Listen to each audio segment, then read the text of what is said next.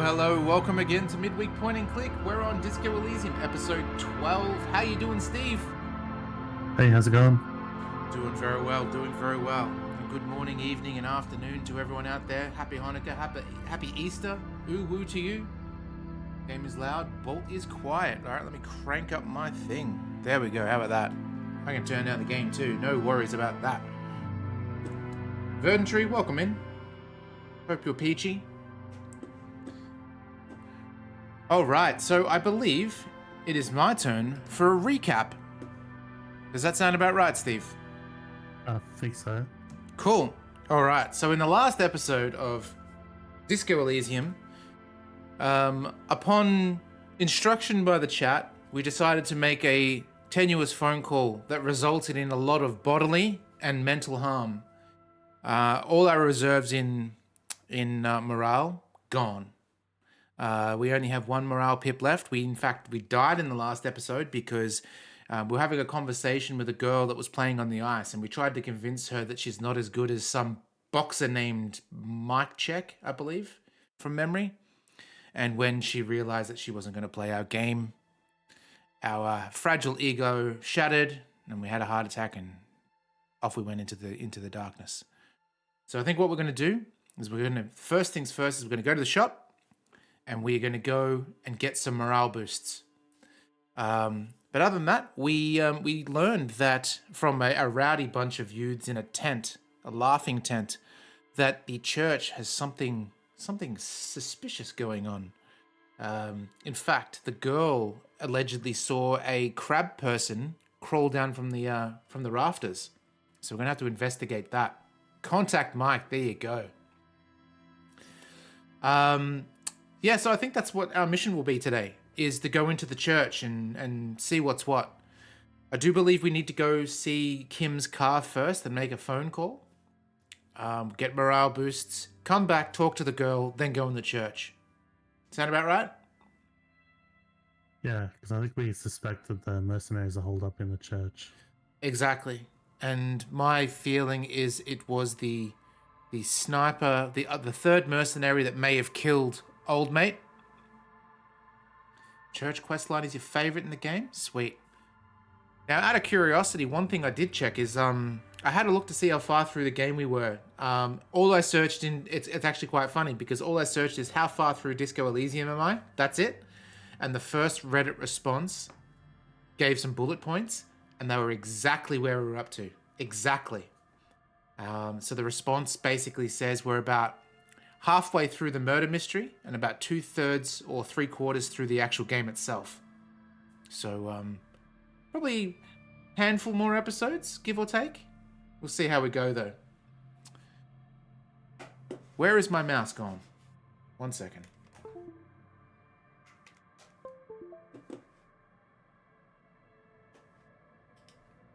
Okay. 10 days total to use? Yeah. Will we need it? Probably not.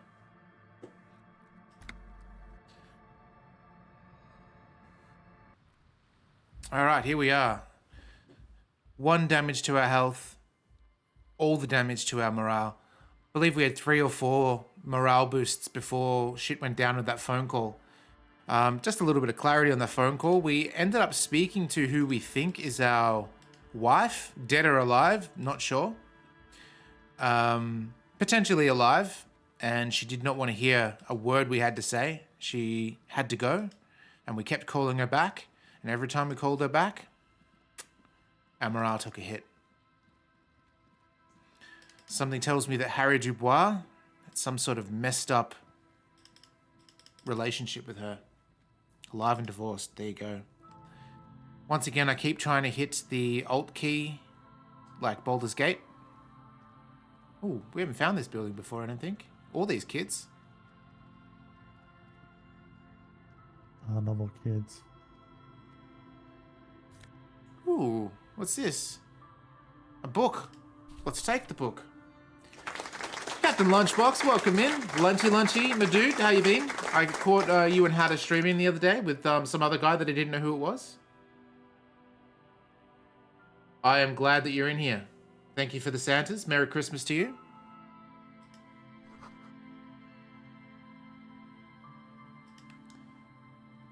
Oh, looks like there's a bunch of stuff we can investigate here. Let's go check out this little bungalow. Stream is going real good. Oh, we got a morale boost already. Hell yeah. Yeah, we're on episode 12 of this game. It's been really great so far. I am loving the game, but I'm also not saying I'm ready to move on per se, but we have a whole bunch of games that we're going to go through. So it'd be exciting to see what's next. Yeah, Spycraft. Ooh, Spycraft would be good. Spycraft. Steve, can you check on GOG to see if Spycraft is there? It won't be on Steam, just so GOG is probably the... Yeah, because I would have seen it, I would have thought on Steam.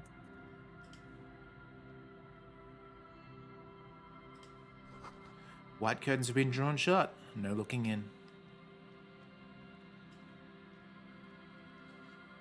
You've never seen or heard this game? Wow. Sit back and relax because you're ready to face some super weird stuff. Disco Elysium or Spycraft? Or both, I guess. We got a pair of trousers that gives us +1 to Kingdom of Conscience, which I didn't even think was a thing. Yeah, it's on GOG for 9.09 Australian dollars. $9, okay. I suggest doing no, that doesn't make sense. What's our current No, pants? is that without GST? Maybe? It's a weird number otherwise. Not sure. But you know what we're going to do? We're going to get... International people, GST is the sales tax that's always at 10%, similar to the American tax. But unlike in America where it's usually not excluded, usually in Australia it is included in prices, but seeing 9.99, it always feels like that price is set so that an extra 10% will bump it up to $10. Exactly. Are you as happy to get rid of these pants as I am, Steve? Have a look at those stats. Well, electrochemistry, yeah, knock that off. Exactly. So we've got this. I don't know what Kingdom of Conscience is, but we're going to wear them. And look at that. We're starting to look real cool. We've got our trench coat on. We've got our umbrella hat on. We've got our stormtrooper boots, our Matrix glasses. A little bit of weird clipping with our stormtrooper boots, but that was probably the case with the old pair of pants as well. I think it's clipping over Kim in the background here. Okay. Oh, okay. Yeah. All right, let's check to see what that stat is. Lunchy, one thing you should know about this is this is an us playthrough, as in you guys, Steve and I, we make decisions together. So there'll be chances where I'll say, "Oi, Lunchy, your turn to choose this decision," and then you'll have to choose whatever it might be. So keep that in mind. Oh well.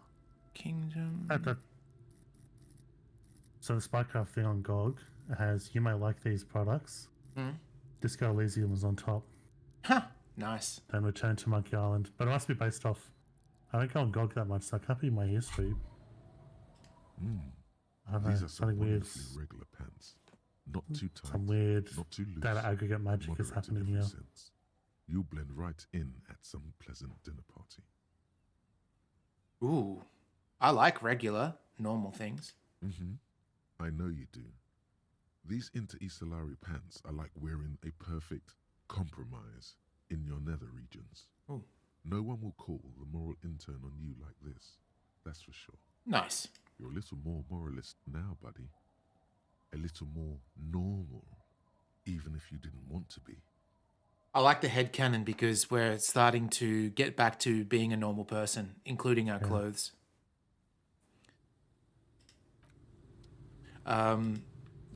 Let's see. We should probably pop this morale boost, just so we're safe. And then we'll go buy some more as well. We've got plenty of cash. It doesn't give you a chance when you hit 0 to quickly use it? Yeah, maybe, but I feel comfortable seeing it.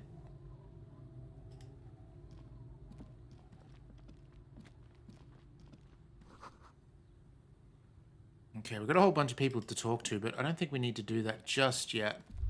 We'll check out some of these things and then go and make that phone call.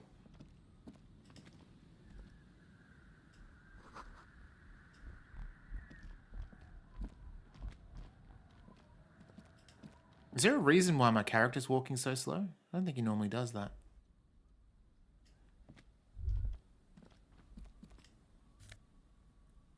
Cool. Postcard to sell. How do we... Bow tie. Oh, we can get rid of the necktie and wear a bow tie. Our necktie is going to be so upset, though. Yeah. Oh, That's it's +2 in drama okay. versus +1 inland empire. Our inland is pretty high. 5 now. Not too bad. What's our drama at? Drama's at 5 too. Let's save. Yeah, true. Oh, what do we want? That is a good decision. Well, that can be Lunchy's decision. Should we wear the bow tie or should we keep our sentient normal tie? The bow tie is not sentient, so it won't speak to us, as far as we know.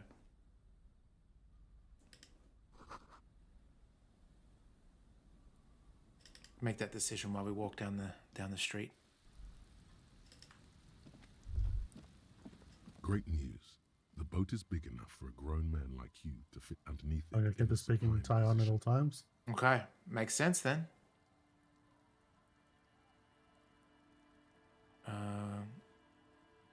Ooh, found someone new to sleep. I wonder if that's a possibility. Wait, why would it be under there? And what? Sleeping? What do people do under boats? This is merely a measurement from your visual cortex. Do with it what you want. I suppose we are speaking to our visual calculus, so Kim won't hear this conversation. Well, I wondered that because I assumed he's saying that to him. One But way I'm to assuming in find. a joking manner or like testing him out at least. Huh? Oh, here we go. Okay. Yeah. Oh, damn! They're all pretty. Okay. Steve, you can choose this one. But if you want to try to minimize this, I think it just gets worse as it goes down. It starts off okay. And the second one's probably the most neutral and logical.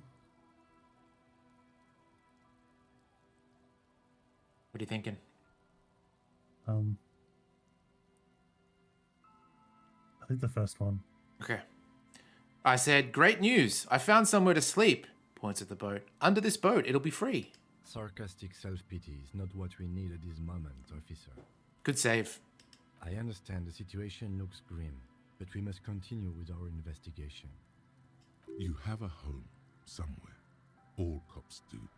When this is done, you can return. Ooh, that reminds me. One of the other things we can do, Kim has to be away, so we're going to have to do it at night time. But we can go speak to the lady again and ask about being next door to me. All right, we're going to put the necktie back on, as Lunchy said. There we go. At least it didn't have a negative stat.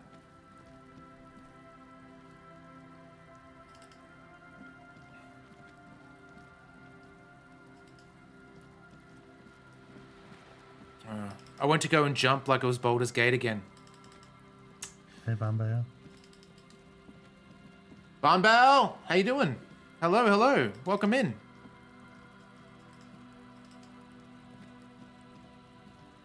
Yeah, if you missed a Fatonga, we had the difficult decision between a bow tie and the horrible speaking necktie. Horrible in the sense of visually horrible. I like the speaking necktie though. He's kind of like Ren and Stimpy's Ren in a way. Yeah.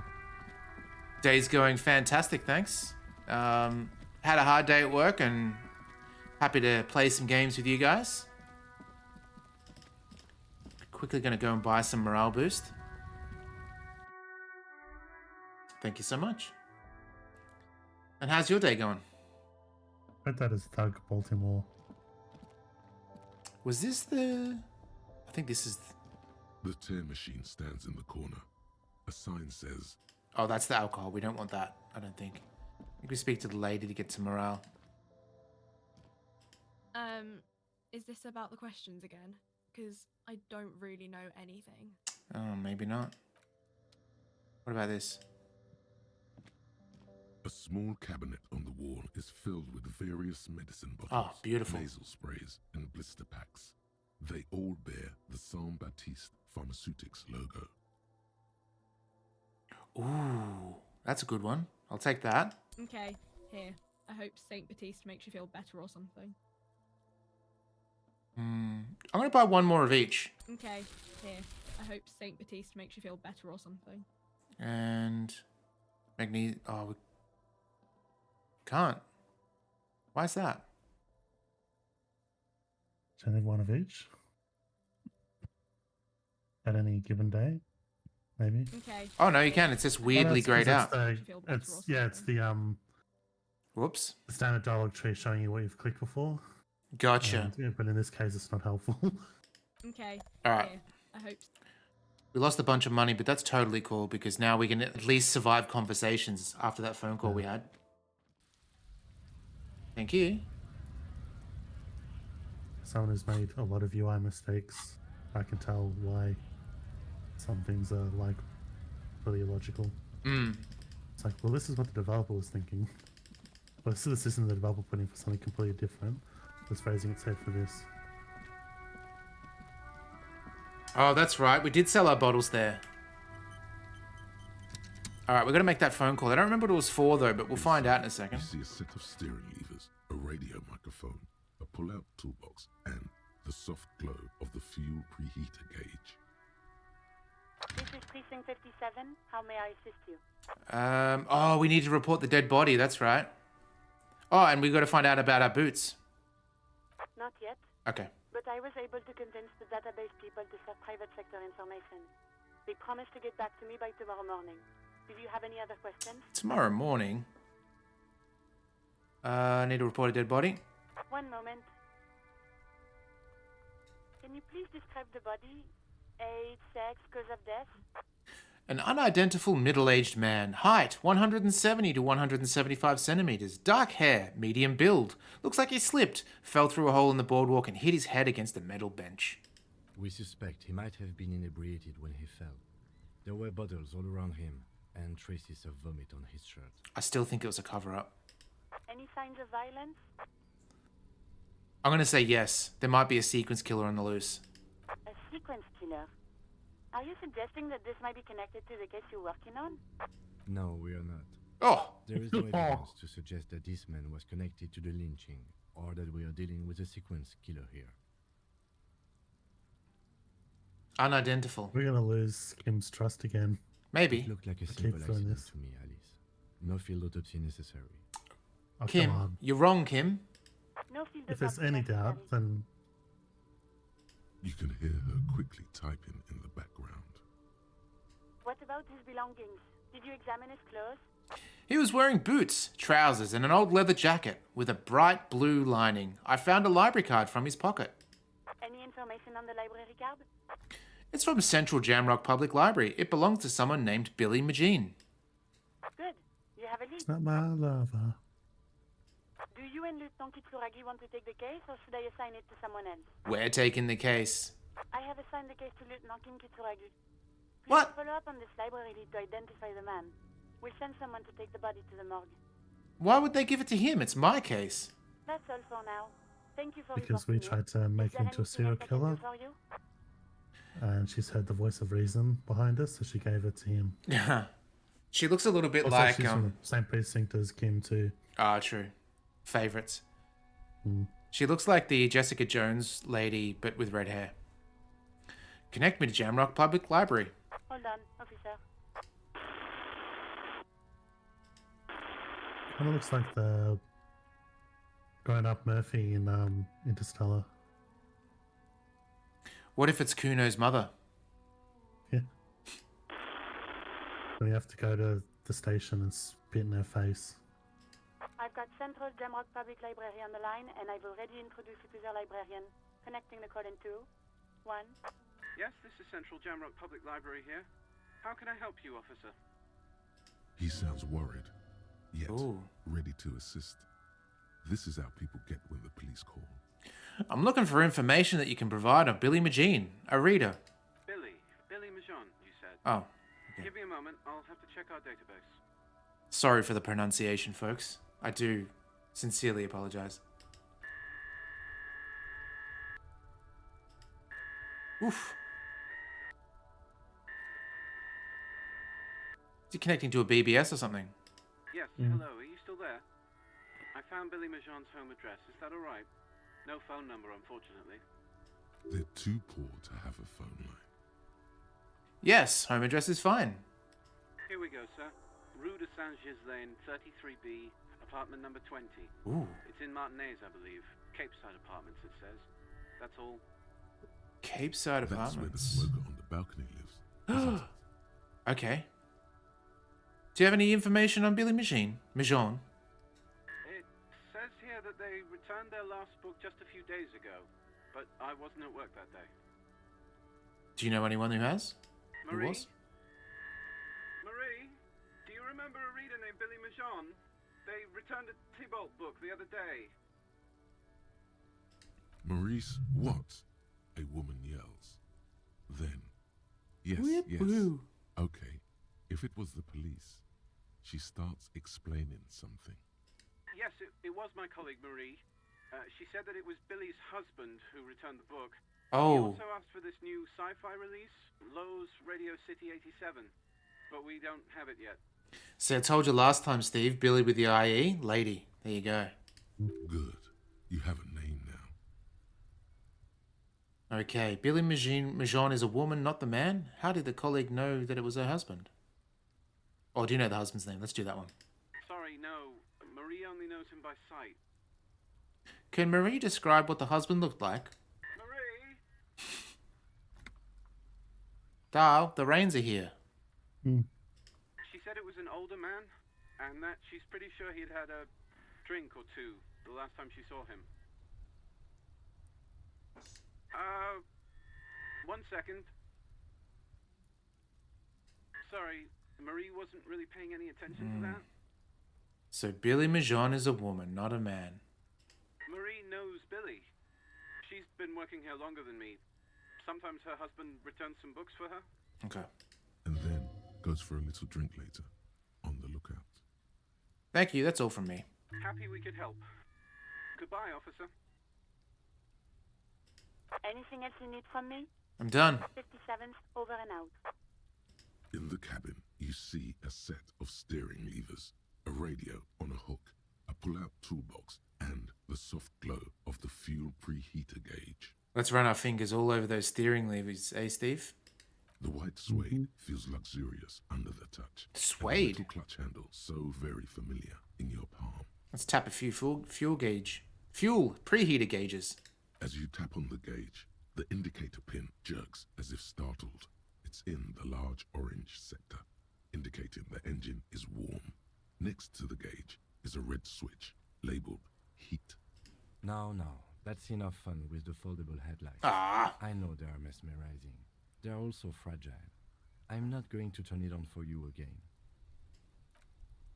all right. So maybe we should quickly head to the apartments and see if Billie Jean is around. It was this way, wasn't it?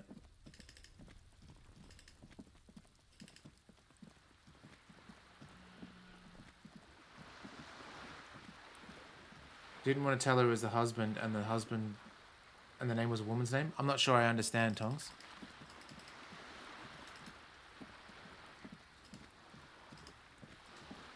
I think it's through here.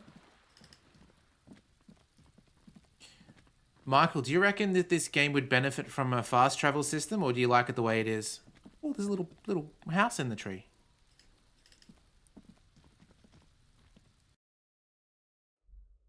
You like it? Okay. See, here's the balcony. This is what we screwed up last time. I remembered.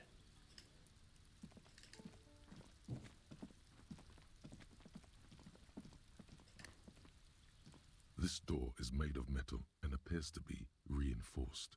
Someone here really values their security. Okay, it was apartment 20, wasn't it? Okay. Yeah, how do we know which is which though? Just click on the doors and hope for the best. A weathered brown door. Oh, The okay. number reads 20. Something smells good. Soup alongio. Ooh. Michael doesn't like our flashlight. All right, we'll turn it off in a second. The lieutenant motions to you to go ahead and knock. This is the door. You already know it's the right door. This is going to be so hard. Oh, because we have to let her know. Don't knock. Just leave. You don't need this. You don't need to sad it up. There you go, Lunchy. There's your necktie. Hold on, Kim. We should discuss this before we move on. What should we expect? You're right. Let's talk this through. You hear light footsteps passing by the door and some folk music playing on the radio. We have our first preliminary identification. In all likelihood, the deceased is the husband of Billy Méjean. We need to confirm this, as well as deliver the death notification to Billy herself. Now, delivering a death notification is never an easy task. There's a reason why it's often called the most stressful part of our job. This is why it's usually done in pairs. You got this. I'll be monitoring reactions, ready to act if necessary. I see. So Kim wants to steal our case, but also force us to give her the bad news. Wants to be supervisor for the hard part of the job. Dad, just don't say that you know how they feel. You don't. Good advice. Thanks, empathy.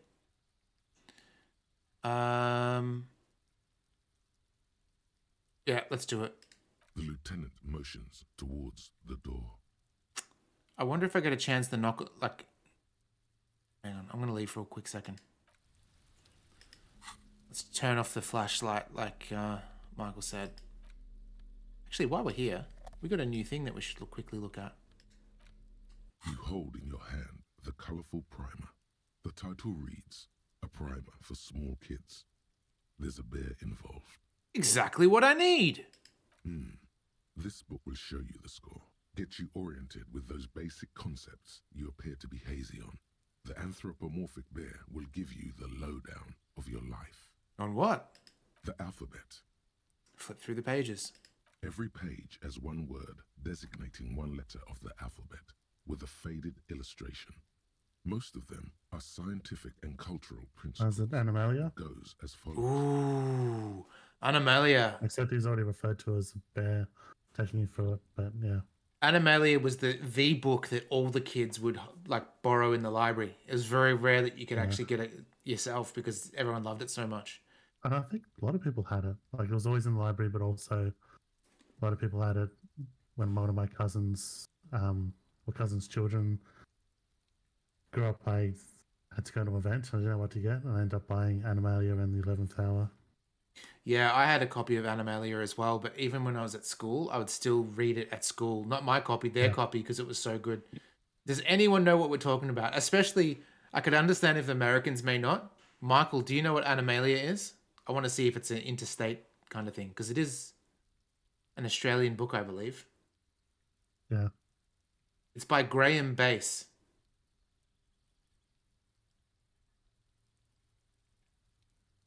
Let's do this. A is for azimuth. B is for Boreas. C is for cosine. D is for diamite. E is for ellipse. F is for phlogiston. G is for gamete. This is for H fucking children. is for homeboy. I is for econ. J is for All these Europe. technical terms, and then K H is for is homeboy. collapse. L is for Lord. This is a weird phonetic alphabet. N is for myriad. N is for nadir. O is for aureole.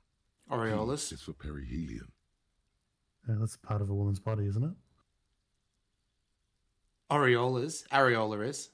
Oh, it's part of Close everyone's enough. body. Yeah. There was a terrible animated adaptation of Graham Bass's Animalia. Never seen that. Yeah. Q is for quasar. R is for rhododendron. S is for sinus. T is for tricolor. U is for ultra. V is for vector. W is for Wahrheit. X is for xylophone. Y is for Ustava. Z is for zenith. I'm glad that they actually pronounced the different words because I would never have been able to say that one. That's it. Xylophone. Oh, xylophone. Yeah. I I would It have been almost stuck. feels like phonetic alphabet, but that xylophone isn't a good name for if it is a NATO radio code type thing. Because all of them aren't. I think all the ones in the NATO ones, it starts off with a letter. It's not just that the word starts with a letter. It starts off sounding like the letter, which is why X is X-ray. Mm. Instead of a word like xylophone where the X is silent. That's it. You know the alphabet now. Kim, I know the alphabet now. Good. I also know the alphabet. Yay us. They should have given us some XP. Oh well. Alright, quick save, just in case we die. A weathered brown door. The number reads 20. Something smells good. Soup alonio. Oh, someone got an ad. Yeah, those Overwatch ads. Yeah. Whew. The lieutenant motions I have to mute him go because that ahead song's and horrible. knock. You know what I've been getting as far as ads is Equalizer 3. And I've seen Equalizer 1, and I love that movie, and I haven't seen 2 yet, so I'm not going to watch Equalizer 3 if I haven't seen 2. But one thing I did see after seeing that ad about 40,000 times from the Twitch is, what's her name is in it? You ever seen Man on Fire, Steve? No. Oh, it's a Denzel movie with Dakota Fanning. That's it. So in Man on Fire, Dakota Fanning was like, I don't know, 5, something like that. And it was an awesome, awesome action film. And she's in this now as a grown adult. So it's kind of like the spiritual reunion. You should see Man on Fire. It's amazing. Absolutely amazing. It's got Christopher Walken in it. Really good. Anyway, let's knock. This is the door. You already know it's the... Don't knock. Just leave. You don't need this. You don't need to sad it up. Knock. Hello? Who is it? And someone turns down the radio. Is this Billy Majon's Billy Majon's home? This is the police. Please open the door. The police? A moment, please give us a moment. Tidying up. Nervously. Also, did anyone get my reference when I sung the Billy Machine is Not My Lover? I reckon everyone did, Steve. It's a good song. Have you ever thought as a kid about getting those boots? You know, like the shoes that they wear in the film clip where they're able to go, stand on an angle? I never thought of doing that. They reminded me of the Simpsons, Bart Simpson's shoes when he has to get the cream in his hair and glasses and those big thick shoes. Oh, yeah. Yeah, like turned into instant nerd. Mm. And the spray in his mouth to make him sound like... who did he sound Jerry like? Lewis. Jerry Lewis, yeah. He's like, but then isn't Frink Jerry Lewis? So it's just basically... The scientist, yeah. Yeah, it just did Frink's voice. Psycho. Well, I guess there's a different voice actor doing Jerry Lewis. Ooh, happy Easter! There's someone, because Gilbert Gottfried, hello, Psycho. Gilbert Gottfried, I forget who it is because he interviews a lot of old people and there's like interesting trivia comes out, but I can never remember who's who. But there's someone claiming he saw where Jerry Lewis got some of his like idiosyncrasies from for his character. Mm. And he goes, there was a thing at the Catskills where it was like a musical act and they did some funny things. And one of the comedy bits was there was a woman that was like well dressed and very pretty and showing a bit of cleavage. And I think she was a plant because one of the guys would go over and talk to her. And so he goes over, he stops playing his instrument because he's just like second violin or something. So doesn't make much difference, but he walks over. And then another guy has to go over and grab him by the scruff of the neck and pull him back. And so he does it again. So the guy grabs him more harshly and pulls him back. And the guy goes, "Oi!" And as he gets yanked back. Oh, okay. He keeps doing that more and more until the last time he does it, it's a full-on yank. And he goes, "Oi!" And that's where he got his thing from. That's pretty cool. There's fear in her voice. Psycho, if you just came in, we have to deliver some bad news to the wife of a man. This is a death notice, but we do have to figure out. We do have to validate that it's the husband. We do. Okay. Before we do all the news, Like a super But then cop once that we've we done are. that, we've got to deliver a death notice. Quee, how you And doing? Tim has coached us about doing this, and he's also said he would jump in if something goes bad, I guess. I do like our growth. I think we can handle it, but we'll see how we go. Come in. The door is open. Ooh. Can we steal all the... Hang on. We'll steal all that shit and tell her husband's dead. That's what I was thinking, yeah. Hey, Queer. Chalk drawn height. Chalk? Oh. Why would you use a chalk? That way it just rubs off. Oh, I suppose if it's like a brick. Yeah, not if you actually don't rub it off. Like, it only rubs off if you rub it off. Oh, the kitty. Remember our Gran used to have a height chart like that? Yep, it was written in biro on glossy white paint. Yeah. I remember it too well. That's what I remember it being. Because you'd see it occasionally in movies and stuff, but I think in movies and stuff it's usually chalk. But yeah, this was biro and white paint. I got two questions for you. Do you think Gran's house still exists? And if it does, do you think that that's still there in some form? I'm trying to think. I thought that people buying it were going to demolish it. Or at least renovated here heavily, and yeah, I don't think it'll be there anymore. I tried to go back there in 2013, I think, because I was in the area, and I tried to use my memory, and I got to the train line, and where the remember where the milk bar was? Yep, Burner Street. And then I couldn't remember how to get there, so I'm not sure if you're facing it from the train line, it'd be to the left, and you had 2 streets down to Watt Street. But I don't think I could recognize the place anymore because I used to remember it as the second. It's probably not going to help all the other people because I can't describe the fence properly, but you might. It's the second one of those fences she had with, I guess, steel wire. It's like really thick gauged wire.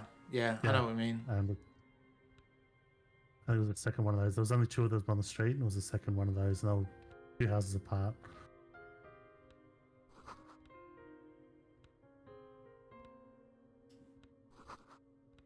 And also I've heard the family wonder if they found the car, and it's gone, what the fuck?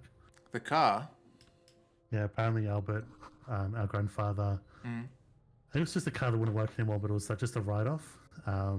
So instead of trying to figure out, because you should just take it to a scrapper, but without any better way to get rid of it, he just dug a hole big enough in the backyard to put the car in and buried the car.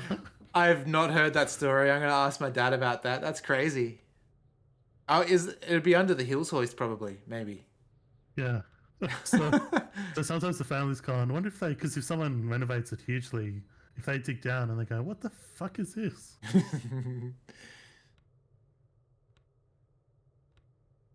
I wonder, Americans, do you know what a Hills hoist is? I think it's an Australian invention, actually. It's like a clothesline that spins. It's what you play Goon of Fortune, which is the little drinking game that if you put like a bag of goon wine on you peg it to the Hills hoist and then you spin it, and whoever it lands on has to like scull out of the wine bag. And yeah, when you're a kid, you'd swing on it, but you'd always get told off if an adult saw you do it because it's like, oh, you're going to damage it. 100%. There's 2 true things in life, like death and taxes. It's if you swing on a Hills hoist, you'll get into trouble by your parents. And if you use someone's fabric scissors for anything other than fabric, you'll get into trouble too. There's no exceptions.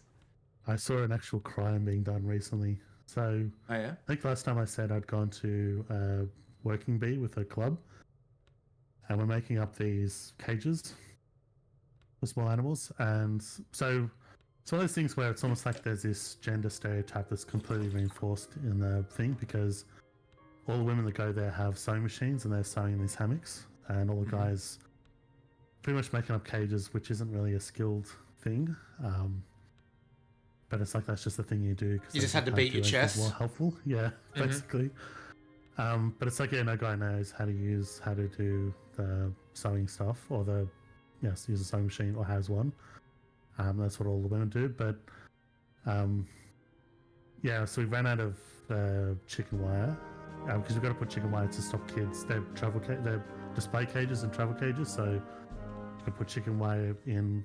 They're sort of purchase cages. We make modifications to them. One of the modifications is to line them with chicken wire so that kids can't stick their fingers in for liability reasons. So that's one of the jobs. That's the main job of it, is put this chicken wire on. And we sort of ran out of one ream, and he goes, "Oh, didn't want to open up the other one, but I guess we'll have to." And so me and this other guy are trying to figure out, but he's busy, so we went off somewhere else. Me and this other guy trying to figure out how to open it, and got a set of pliers, and it's got that one bit of wire wrapped around it to keep it closed. And we're trying to cut it, and we just can't get the pliers in. And he goes, "All right, don't."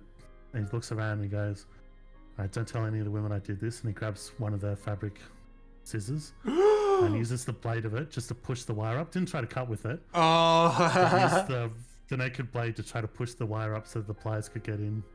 Oh, that's so funny. I'm going to tell Lisa that story just because, like, we even discussed... It's on a scale, because I understand why people wouldn't... Like, I understand the fabric scissors thing of just...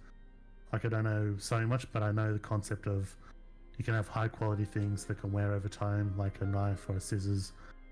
So I understand the concept of not wanting them to be used for anything else. Kind of like when someone borrows a chainsaw and they get horrified because you cut through something without checking there's like a railroad sleeper without checking there's nails, or cut through a chair that's got too much dust in the bark and stuff like that.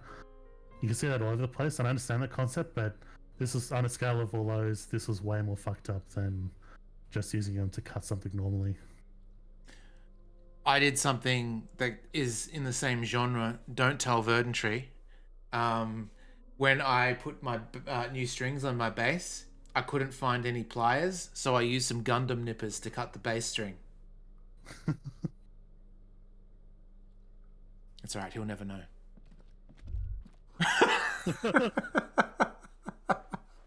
I'm sorry. So it's Gundam scissors or pliers, or they're like little nippers like that you cut nippers, get it out of the sprue. So they're like the equivalent of fabric scissors? Yeah, yeah, exactly. Because there's no way it's surviving that. Look, there is the slightest little ding in the teeth of the nippers, little tiny bit. You can see light through it now, at least. Yeah, but I had nothing else. It was either that or use Lisa's fabric scissors.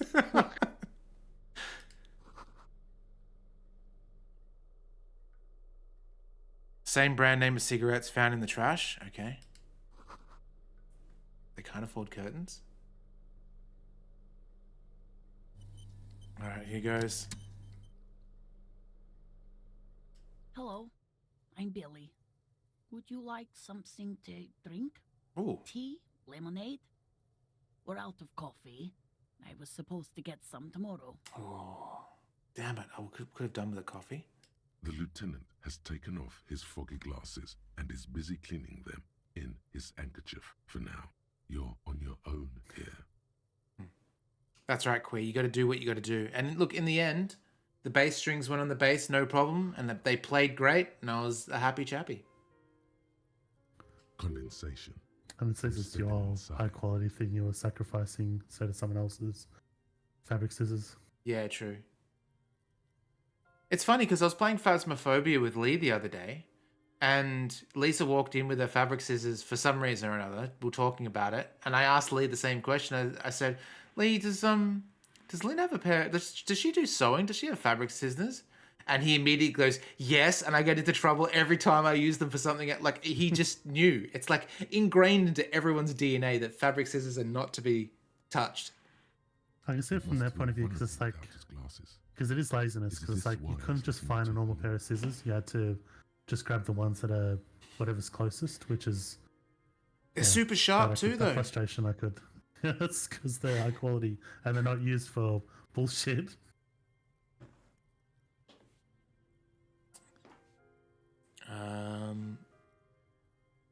Thanks, but I'm alright. Is this about Victor? Victor. My husband? Is he in some kind of trouble again?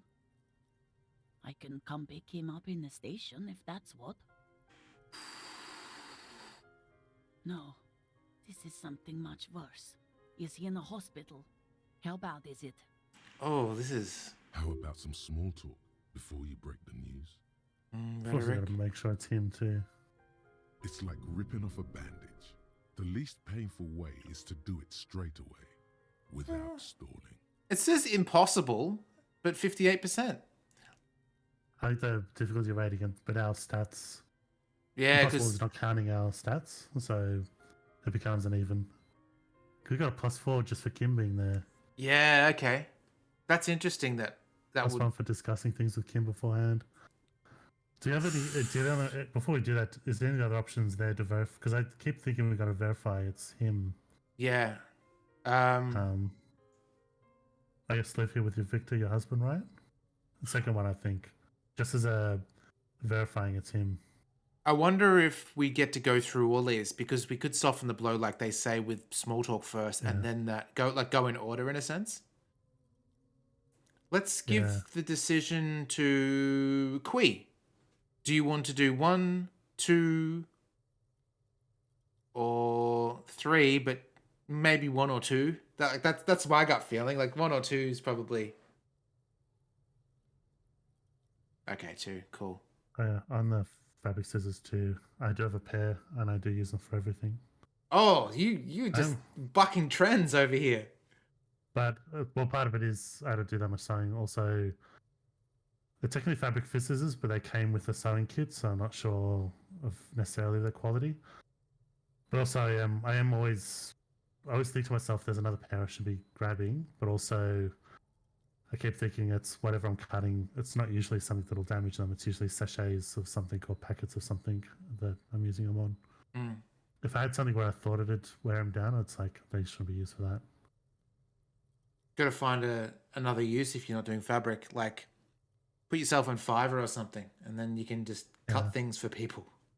I've got to do something soon. I use them enough, just not commonly. Mm. I guess I haven't used them for ages because I used to use them. Like I got it because of the when I used to wear proper shirts. When the buttons have come loose, you need to resew the buttons. Mm-hmm.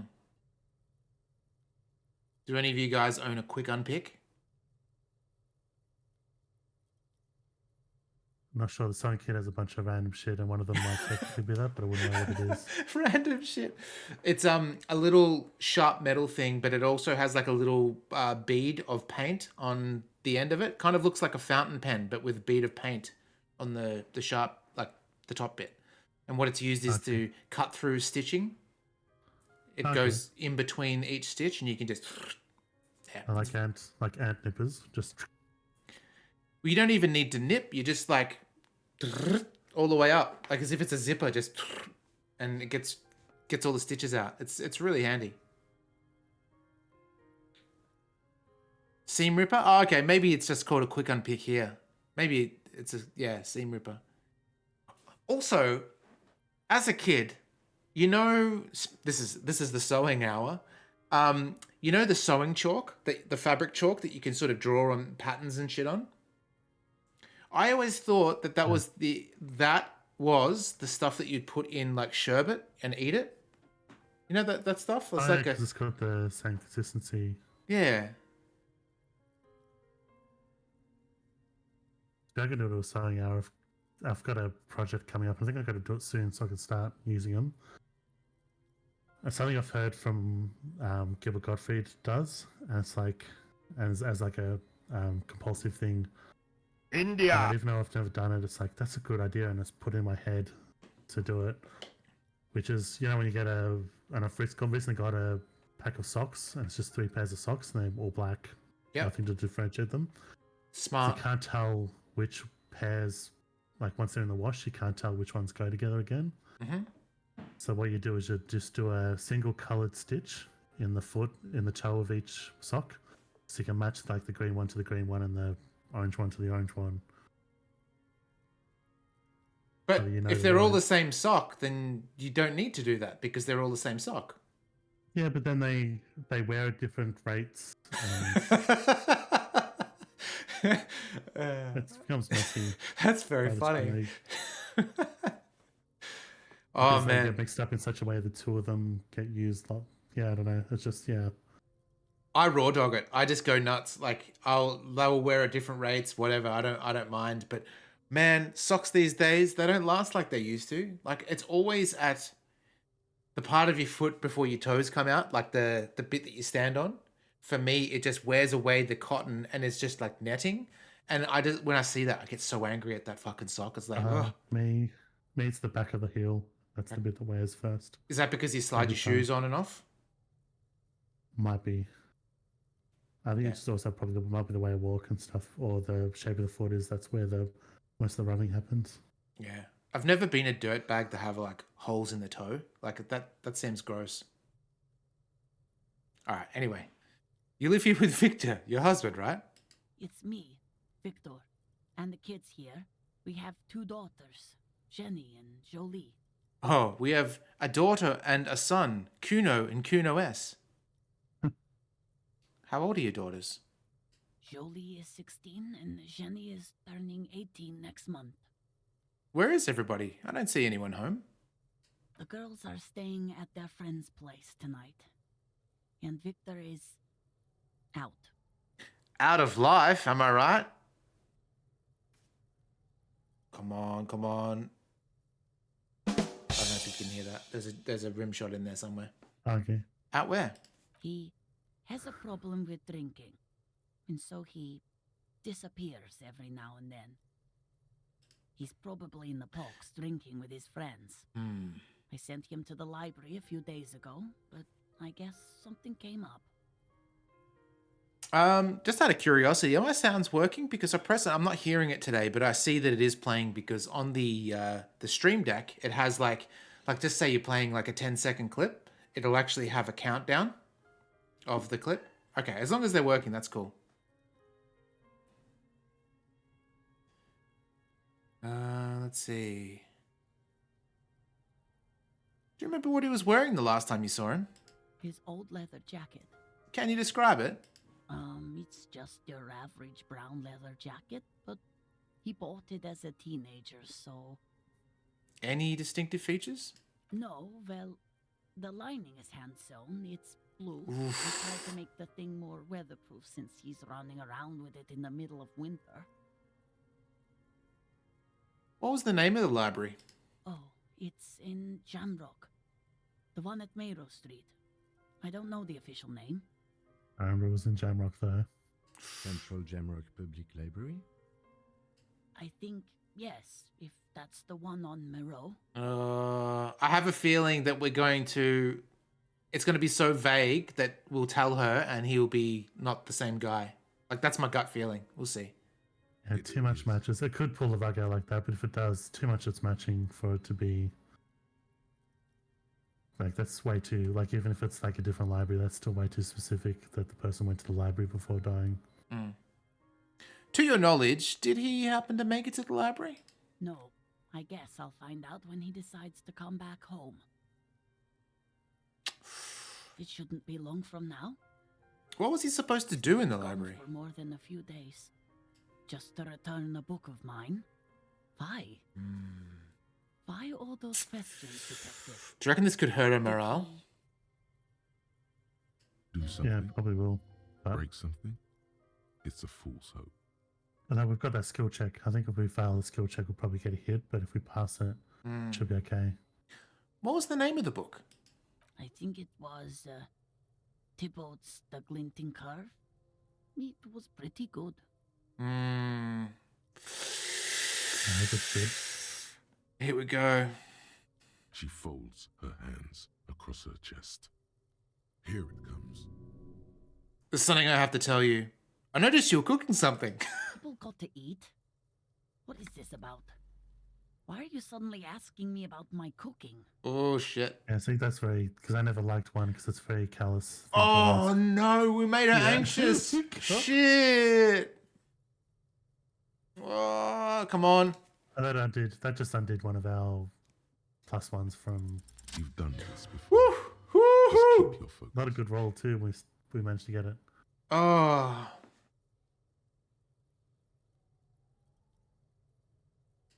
did you say? We found him dead. Sorry. A great and terrible spike. The blood freezes in her veins. Your husband, Victor Majon, is dead, and I'm very sorry for your loss, ma'am. Oh.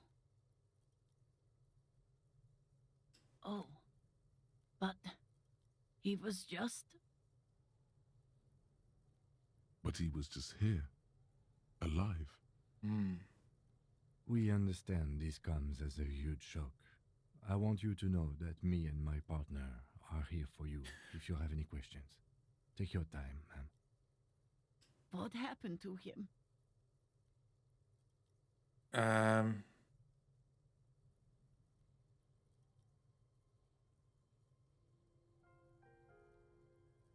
I feel like number one is is good for us because we're the police officer that is still thinking about investigating, while number two is just going with Kim's side and saying he fell. Tongs. Yeah, but then there's a reason Kim's pretty sure it's an accident. We'll soon find out when Tongs chooses one or two.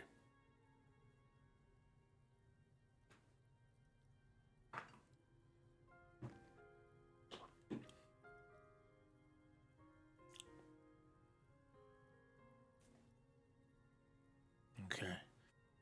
It's still early to say, but at first glance it seems like he slipped and hit his head. Was he drunk? We're not getting any results though, are we? Because look, technically we can't prove he was drunk because we didn't do any field autopsy or anything like that. That's why I like one, because it is pretty sure he was because of the drink bottles around, but then that's also not... Number one isn't... It's saying that it probably, possibly, most likely did, but without saying definitely. Oh, okay. Yeah, fair, because there is a yes as well. We'll do number one. Alcohol may have played a role, yes. I see.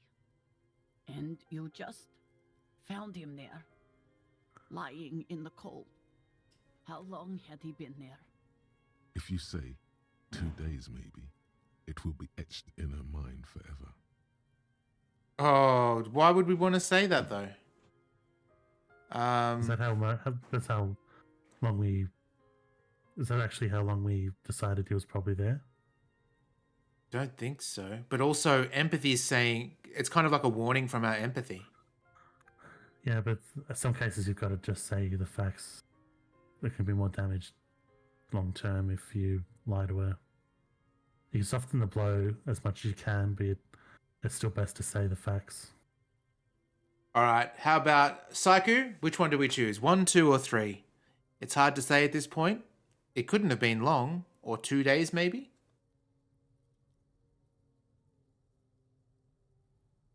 But then I forget how long he was actually there. Same.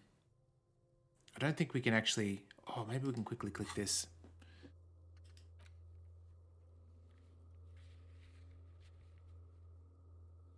Doesn't really say. No, it doesn't say. We just have to wing it. Number one, it's hard to say at this point. She blinks, eyes welling up with tears, as her hand starts searching for something from the pockets of her dress. The reason why it's weird is because when she said, oh, but he was like just here kind of thing, or that was implying, it couldn't have been, like, Yeah, how would he be out for 2 days? That doesn't make sense. Two days to return a library book? What? That could be just brief. Like, she looked over the cigarettes, but those cigarettes could have been there for a couple of days, and it could just be her just in denial sort of thing. I'm also going to make an assumption that maybe they used the wrong model for this person. Because A, it doesn't look like her, but B, started pulling something from her dress. This person has trousers on. Oh yeah, like the actual person model. Yeah. Looks like a guy. I guess she's not important enough to have a unique model. That's never happened though. Also, the background of the photo is like of a forest. Or I guess it's not necessarily forest, that might just be a Rorschach. Wherever the Rorschach... can't blank on the word. But yeah, those could just be an abstract that I'm interpreting as nature, but it looks like a natural background. Don't know. Here. Is there anything we can call for you? A friend, a family member, someone who could be here for you? No, no. I just need to tell my girls. It burns like acid. Pain threshold. We're going to get hurt from that. God, I know. should I call them? Should I tell them to come home? No. A day. Yeah, I think so. Take a day as well. Because at the end of the day, the girls, you don't want to upset them when they're having fun. They're staying over at someone's house. Let them do that and then tell them when they come home. But also, she needs to recover from this to then be able to deliver it to the girls. Yeah. Good. That's probably the right thing. Thank you. Just tell me, what do I need to do next? Where is he? Can I see him? We've taken him to the city morgue. The local coroner will We have? be contacting you shortly. Forgot that. Here's his number in case you want to contact him earlier. Is there anything else that the RCM could do for you? No, I'll call you if something comes up. I'm still...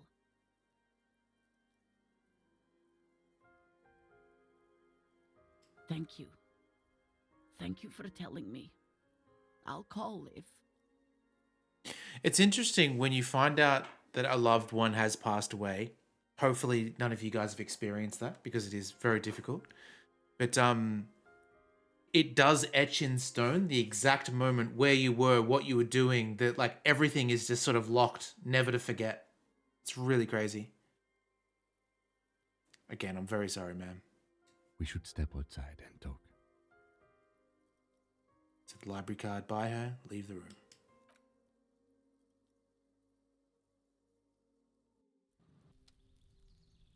Go through that without any morale hits. Yeah, look at us. We are literally, all the drugs and alcohol are wearing off and we're becoming a super cop. Just that, we always knew we were a super cop, but we're actually seeing the evidence that we're a super cop. So I had my doubts in the first couple of episodes, but yeah. You did well. Nod, what now? I'll call the station when we're finished with the day and let them know the name of the deceased. What about Billy and her kids? They'll manage. Right, this is closed then. Oh, but we don't want to close it. We want to find out. If only we could have done a field autopsy. That's it. That's it. We should get back to our case now that our duty here is done. Right, this is closed then. Let's go. Look at us. Oh, wow.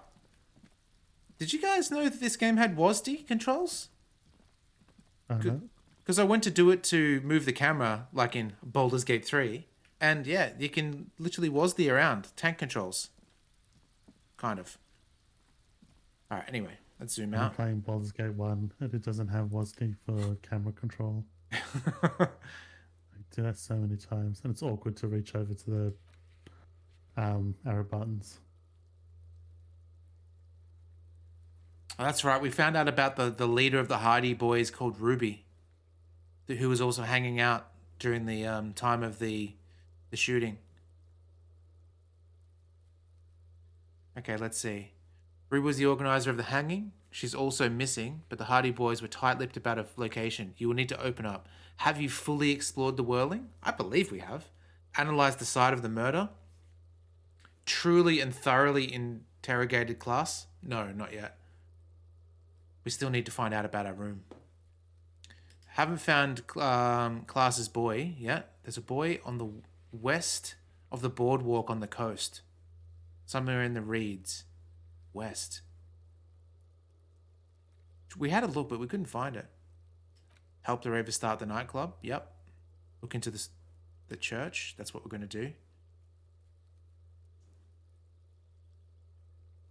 Has to be some way to talk to this person. You just haven't found it yet. It's definitely not about signs. What if we have, this could be silly, what if we turn the boombox on and then tried to speak to him? Because it's music, he might love it.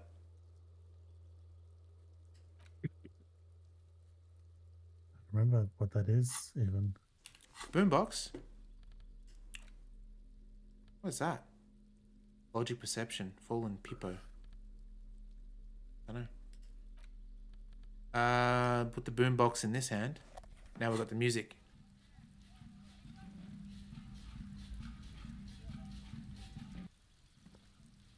Let's go chat to them. And we can even talk to the girl now without fear of dying from talking about Michael.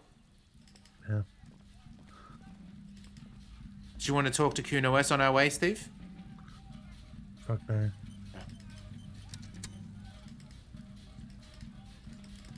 No, we're just talking about the boxer Michael, not the you Michael.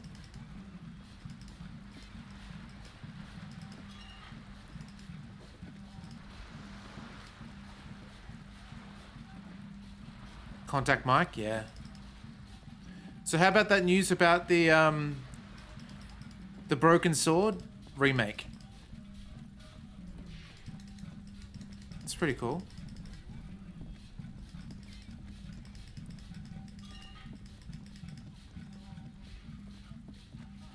Whatever this track is, it reminds me of like cafe music, like with forks and shit falling on the floor. The beats. About Mario Man news. Oh yeah. Charles Martinet no longer voicing Mario. Voice actors have already have already started auditioning for the role. I saw that Ben Starr, who was in Final Fantasy 16, did a real video. Someone's broken down the fence. Okay. Let's have a look.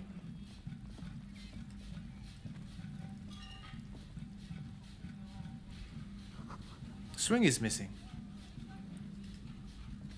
What if ooh. Yes? What if Chris Pratt becomes the official voice of Mario? I was about to make that joke. But there's no way they could afford him constantly.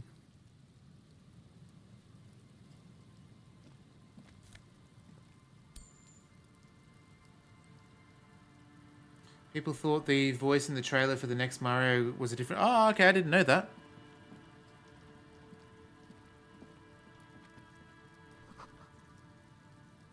I like that it's graffito and not graffiti. I remember people being up in arms about Chris Pratt voicing Rust peels off Mario. I the didn't hear big anything bone about it first, after the swing. movie came out. I assume it's Wind okay. whistles It's through because the it was totally fine. house behind Yeah. Everyone would made a That's anthill out of a molehill or mole, whatever the fucking saying is. It was totally fine. Yeah. That's what, like, all through that I was thinking, because it's just that on repeat constantly, like Heath Ledger being the Joker, where it's like, you don't know what he did. Like, sometimes they do that, where it's just a big name they throw in a movie, but also you don't know what the person did during the interview, the audition. Mm. And, like, that's the thing you're missing. Like, you can say this person doesn't match that thing at all, but, yeah, you didn't hear what they did during the audition. Michael, yeah, like I said, it was fine. Not great, not bad. It's totally adequate. And that movie is a lot of fun. I really enjoyed it. That's pretty much Chris Pratt, though. They should get the guy who does Not Sonic's good, not voice. bad, just serviceable. That would be funny. I think, wasn't the original Yeah, Sonic that'd be Steve Urkel? I believe it was. Whatever the guy's name is, I can't remember. But I believe Steve Urkel was the original Sonic the Hedgehog. What happened here? In this yard? He's assessing the situation. How long ago was it abandoned? Someone thought they could have a summer house in a bloc obscur for cheap. It didn't work out. They abandoned it about a decade ago. So this part of coast is block obscure. Practically, it's not an official term in any way, but look around. No sewage, broken power lines, crime, drunks. Life is tough in the blocks. It's no place to build a summer house. Maybe they left something useful behind, like an upgraded crowbar. Yes, for you to scavenge like a post-apocalyptic scavenger who collects trash and errant magnesium blisters. Is that dynamic, or do they just know from gameplay wise that someone will be fiending on magnesium blisters? I'm not too sure, because we do collect trash as well, so... It's not meant as nagging, just an observation. We should move. I don't think we will solve the murder with forays into the urban hinterland, at least in this phase of the investigation.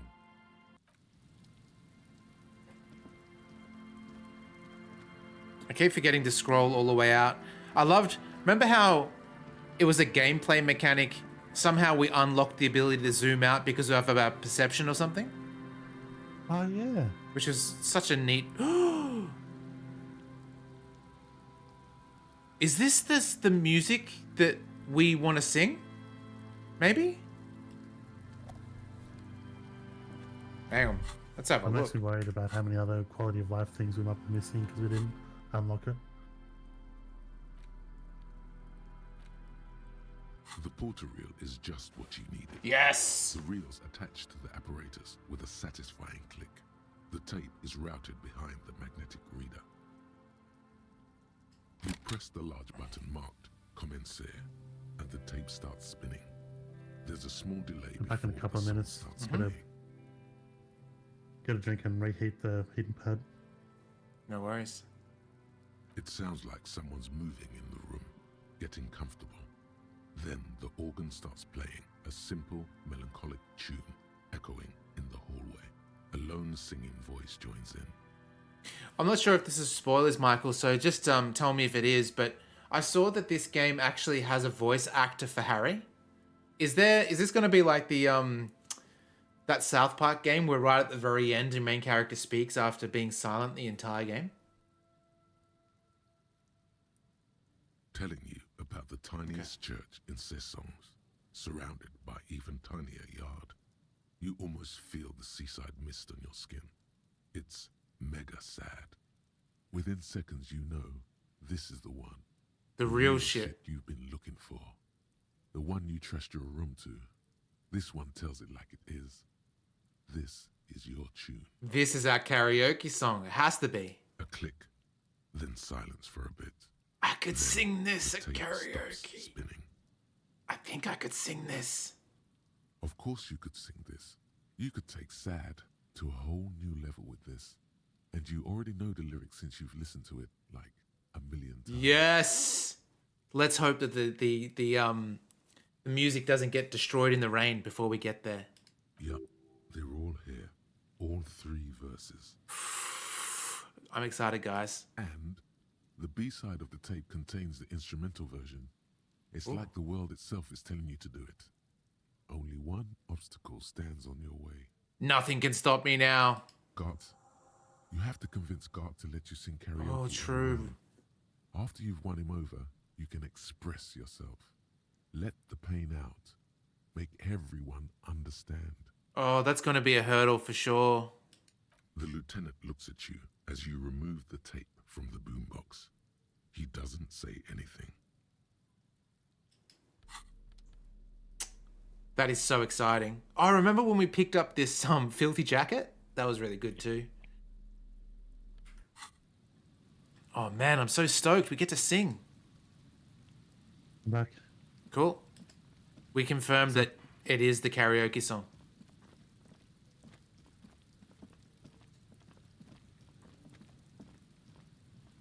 There's a place where you can get the jacket cleaned. That we should do. Trying to think where that would be. I don't know where a laundromat is. Unless we just clean it in the sink where we got our boots. Could try that. Is this jacket we just picked up or the one? Remember the shit the- jacket? The one that was stiff? Yeah. Because I think I said we washed the boots and things, so we could just do the same thing. I think we head there right now.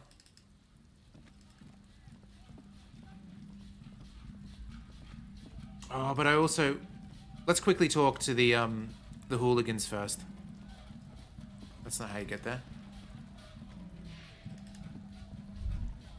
Is it? Right. Well, was either confused or that was us, right? That's our footprints? I think it is.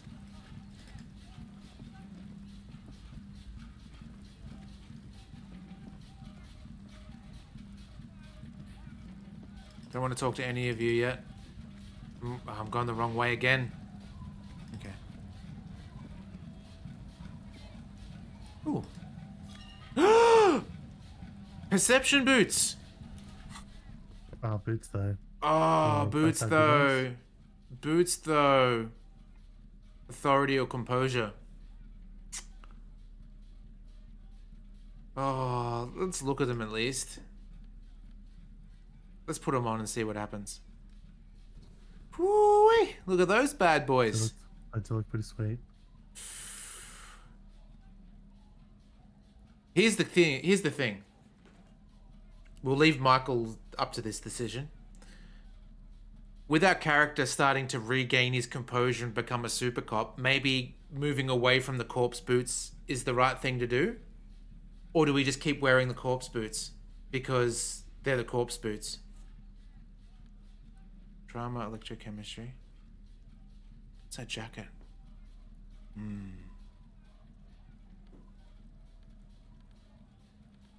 What do you think, boots are Michael? just +1 perception. There's no negative. No negative, exactly. Now you're going to sit in the mess you've made. So back to the corpse boots. All right.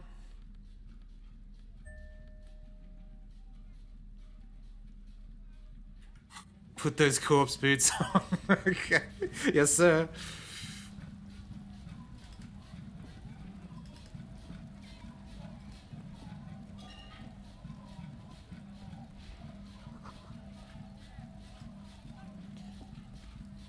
I've never heard the term graffito before.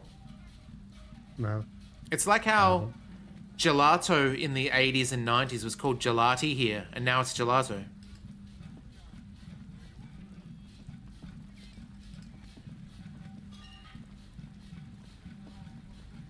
Yeah, I'm trying to find where that girl is. I think she's over here. There's like a fog of war on the outside. She's sitting in the shade of the builds. I don't know what you're talking about.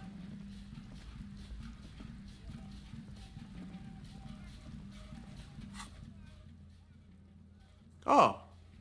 You can travel here. There is fast travel. Yeah, as I said before.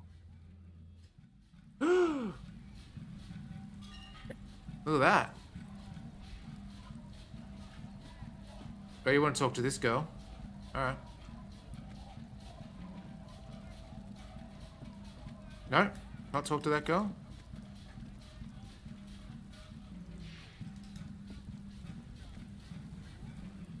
I want to know... I'm getting mixed messages from Verdantry. I am. They were near the church. It was a little bit higher than the church. This lady. Alright, we can talk to this lady. But then he'll go, no, not that lady. Washerwoman. Oh, I see. Okay. Welcome to the fishing village. Please lean in closer. I have cataracts. If you can't see, how did you know I was here? I still have a golden ear. Come. Lean forward. Oh. Don't trust her. Welcome, police officer. She's a hag. We don't cause any trouble around here. And we don't want any trouble either. She's a walking monkey paw. We are not here to cause any trouble, madame. Trouble? Say the second thing, Bratan. Shows you got style. We're cops. We're hellraisers. Click, click, bang, bang. No, you're not. I've seen you around here before. What? 12 years ago. You didn't raise any hell. You were quite helpful, actually. But still, in Martinez, you're considered an ill omen. If I'm considered an ill omen, why hasn't anyone told me that? Maybe they are afraid. But why? Because you're an ill omen. Oh. But you're still welcome here. As long as men with guns aren't chasing you. And maybe even then. Because that's the kind of fishing village we've built. I'm sorry there's not a lot of room to park the motor carriage. It's okay, I smashed mine. Houses, or a lot of people. My kids are long gone, searching for treasure. So are others. Ah, look at me ramble on. What brings you to us? I found a jacket, but it's filthy. Could you wash it for me? I can wash it for you, but it's going to take about a half an hour. Oh, that's fine. Half an Think hour's you can nothing. stay put for that long? I could use a breather. It's been another track and field day. Oh, I get it. Half an hour will pass on its own. Yeah, I'll wait. Well, hand it over then, and I'll see Oof. what I can do. Must say, I'm proud of this one. Hmm. It's pretty nice underneath all that filth. I hope you'll have an easier life in your hands. What's further down the coast? Not much. There's the abandoned church, the DeLorean Church of Humanity. It's been there since before my time, even. DeLorean, was it this?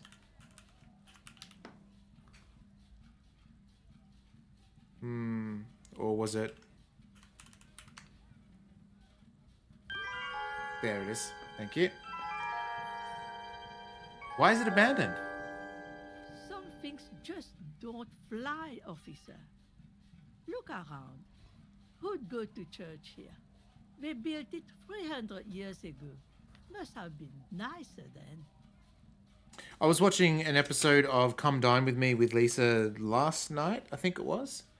And they mentioned that their house was like 350 years old. Which is insane because Okay. that's like older than our country. Yeah. So, So they it's in don't Europe, hold right? services there anymore. England, yeah. The Ecclesiastes. No, we've tried, but things just keep happening. Crime, accidents, other things. The place never stays open. It's a pity. It used to be such a nice church. In England, we actually stayed in a little castle villa type thing that was from the 1500s, I believe. That was kind of cool. Would have been so many ghosts in that place. She's not telling you all she knows. Keep her talking.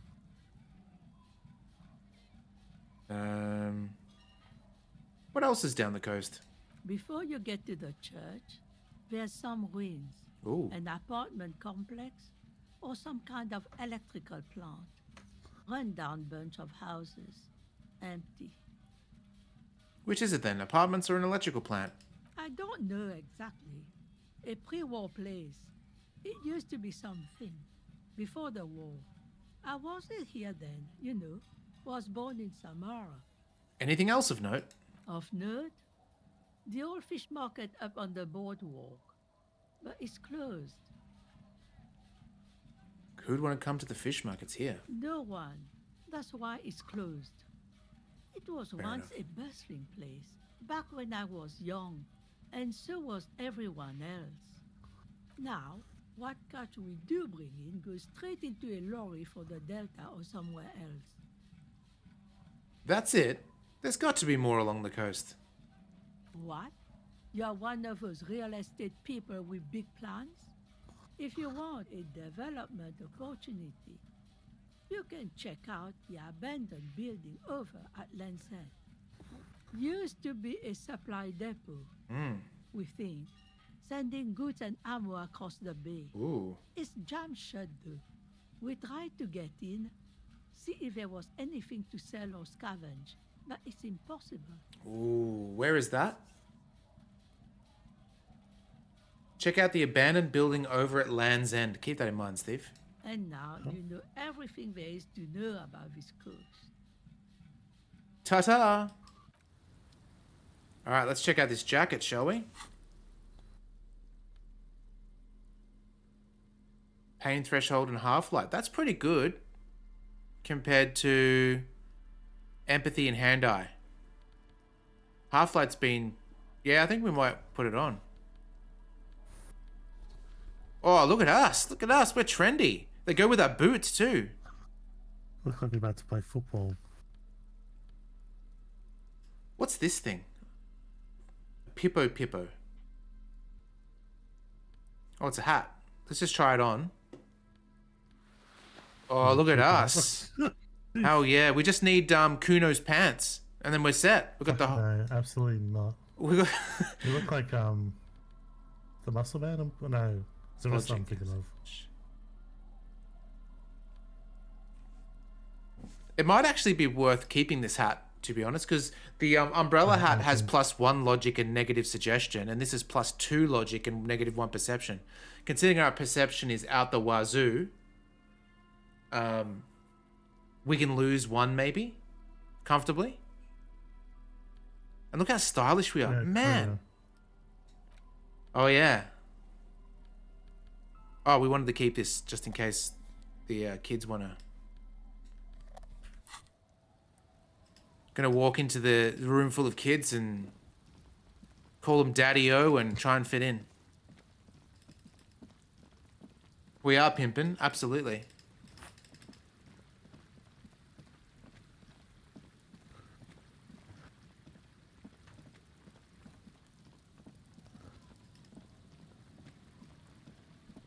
Oh, this is what we were trying to find before, the girl.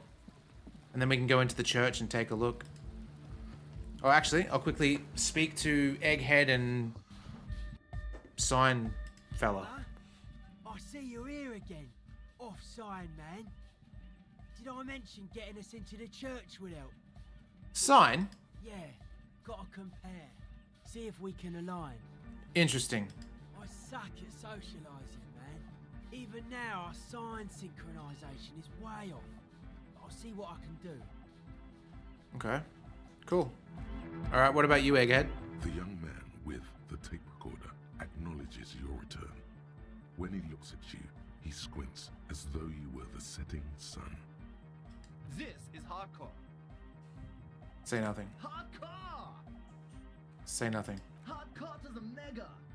Say nothing. Internally coherent.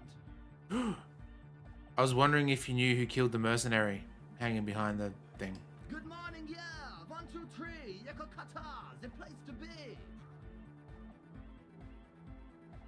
Why is Yakata the place to be? What do you mean? Yakokata is a hardcore place. Okay, let's try that again. Back to the heavyweight jam. Hardcore. Say nothing. Hardcore. Say nothing. Hardcore to the mega. Say nothing. Internally coherent. Still say nothing. All-core. All right. Yeah. Say nothing. He furrows his brow as his very large head traces the sublime invisible movement of the music in the very real air of the stuffy tent. Hardcore. Ah. So hardcore. Is it though? Oh. It is. But is it? I mean, really? Feels like you should reply with the very pinnacle of idiocy here, so that things get totally transcendent.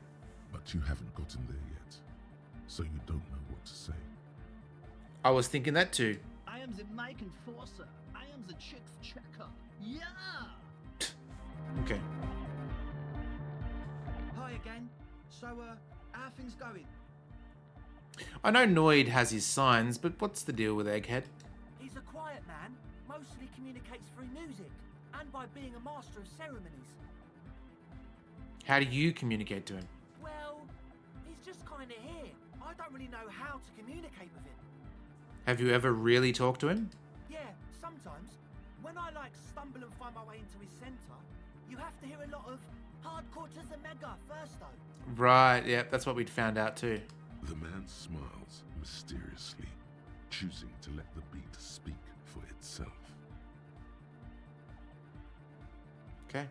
As always, we'll be right here, waiting patiently for the news. Yeah!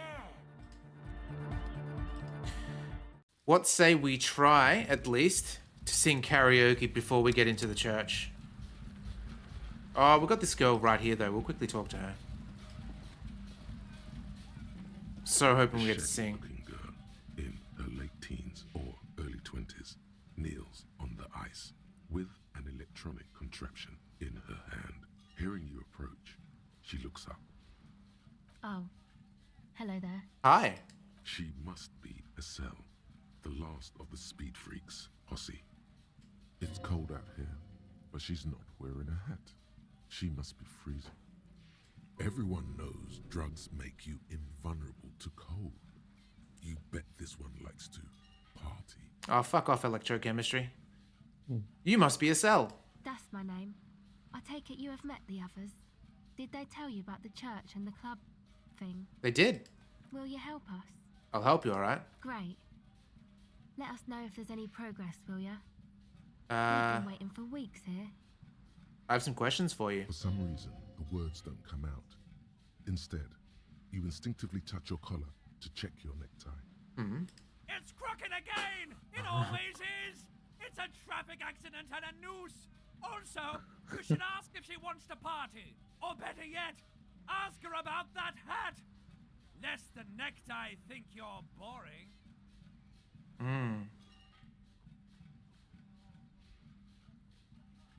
Bad necktie. Let go of the tie. I want to ask you some questions. I thought you were cool. What happened, man? I'm listening.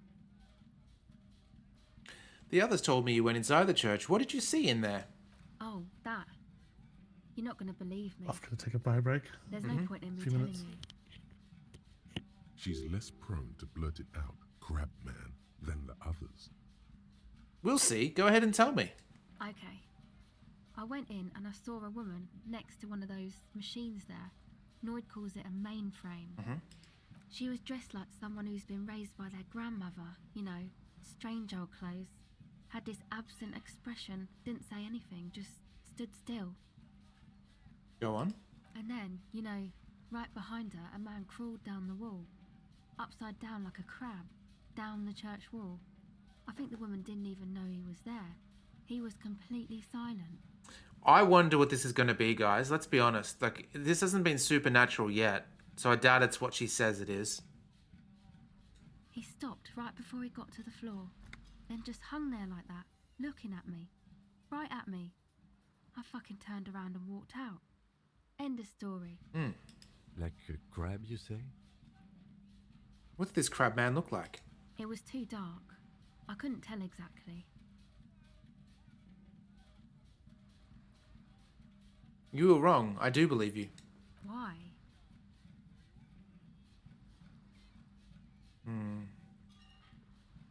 What would you stand to gain? Nothing. Yes, XP. Okay, what else? What is that device you have there? This is a portable recording device. It's for field recording. Low quality, but still. And the wires? Actually, just one wire. I picked on it till the braiding came loose. The wire leads to a contact microphone. Got it. Okay. What are you doing out here in the cold? Recording, I guess. And what are you recording? I think I'm recording cracks in the ice. But there's no way to tell. Not without headphones. I think I just recorded your footsteps too. Not sure how that will sound. Wait, what happened to headphones? My boyfriend sold them. What for? Oh, I wonder if we can buy them from the pawn shop. I don't know, man. Things. Just stuff you need for life. Everything checks out, sire. What are these recordings for? The musicians in the Elysium used them for making music. They loop the stuff, cutting the tapes together. They make music out of cracks in the ice and keys jangling. Crazy sounds like that. It's hard to explain. Sounds like your kind of thing, Verdantry. Anyway, I thought I'd make some too. It's supposed to be, like, a music place anyway. I was watching Lemmy last night while I was cooking dinner. And he was doing this... He was doing a cover of an Elton John song in Ableton. But instead of singing, he was grunting the entire lyrics, word for word. The girl is cold all of a sudden. Very cold. I don't really know what I'm doing. They use synthesizers too. I don't have a synthesizer.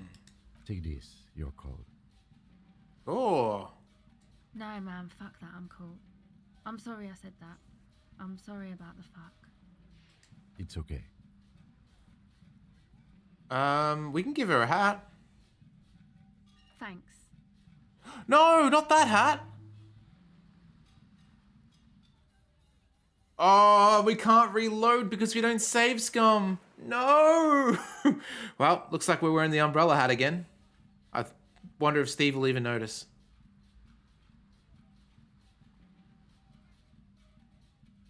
Go ahead. Ooh. Oh, that's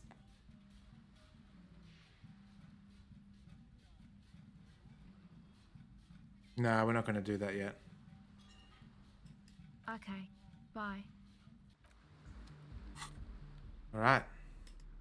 Can't believe I could have easily have given her a homeless man's hat. They should have given me the choice, to be honest. That's kind of shitty. All right.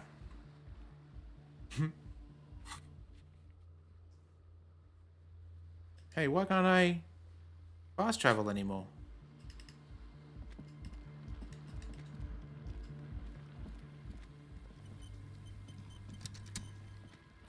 Now we can. All right. Fingers crossed.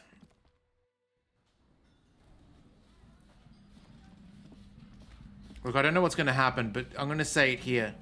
If for whatever reason we fuck up so we can't sing, that is the only kind of save scumming I'll do. Because we were born to sing.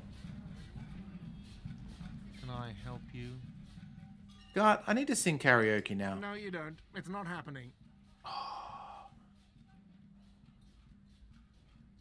I'm back. This is my way of apologizing for the trouble I've caused. Please let me say I'm sorry. By causing more trouble, I think we're good.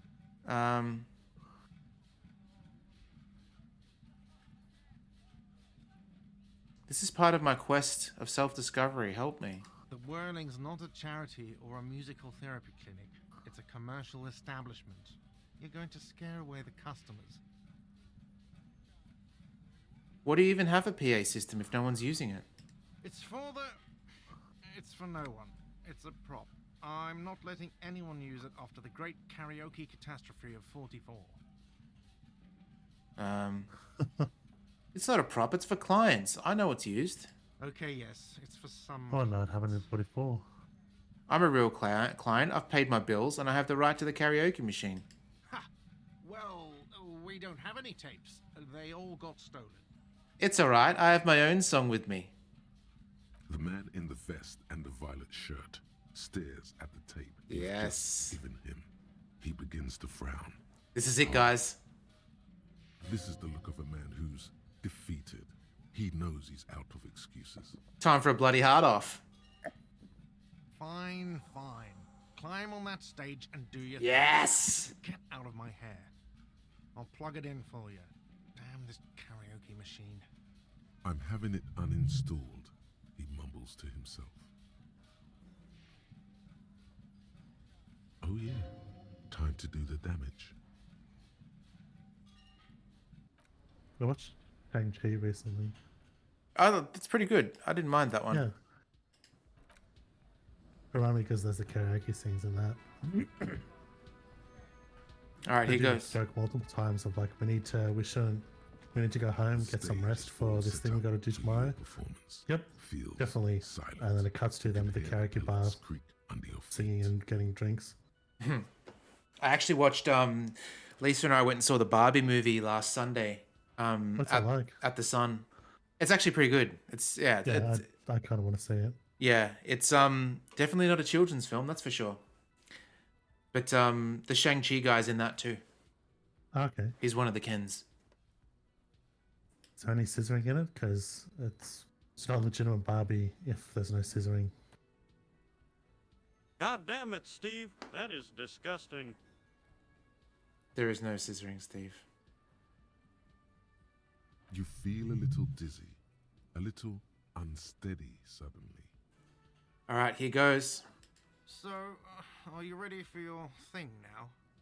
Let me know when I should turn on the karaoke carousel. 17?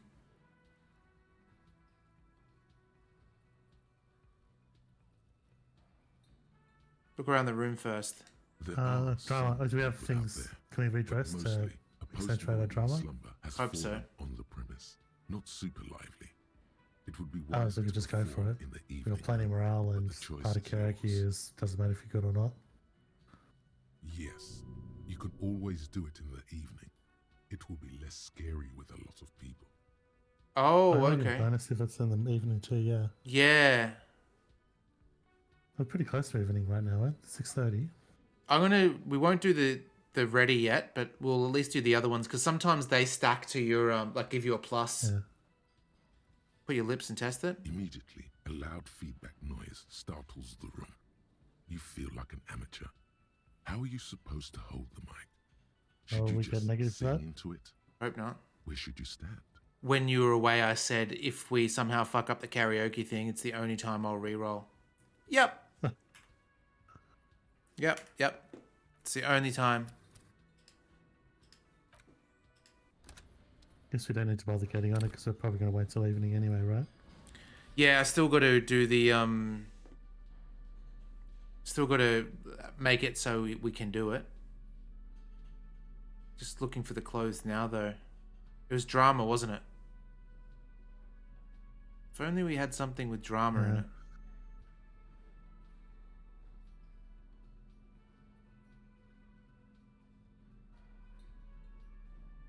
Whew. Oh, god damn it. What? Oh, that was a -1 drama too, wearing that.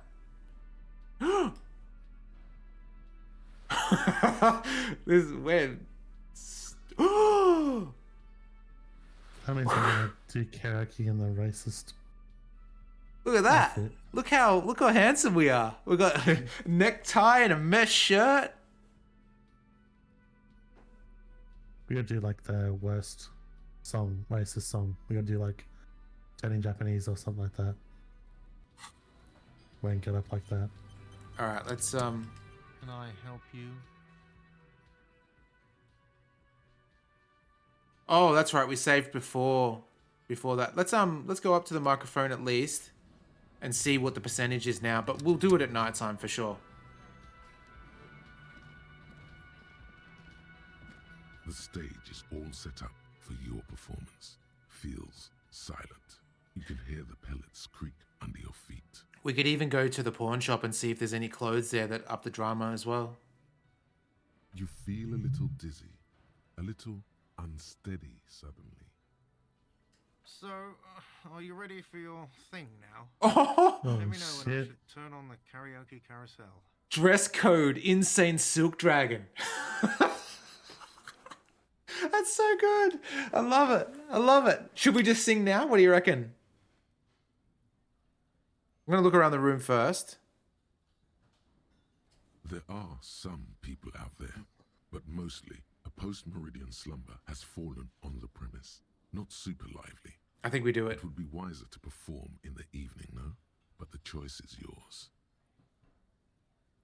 Yes, you can always do it in the evening. Oh, It would okay. be scary with a lot of people. Good call. All right, I'm going to quickly say, hey, Kim, I'm going to sing karaoke. I can see that. I can see that. All right, we're going to leave for now. That's, yeah, excellent. Steve, would you wear this outfit? Depends, not out.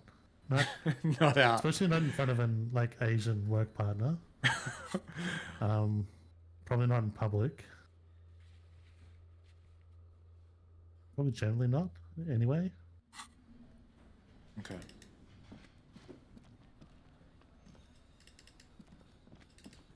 I wonder what technically counts as nighttime.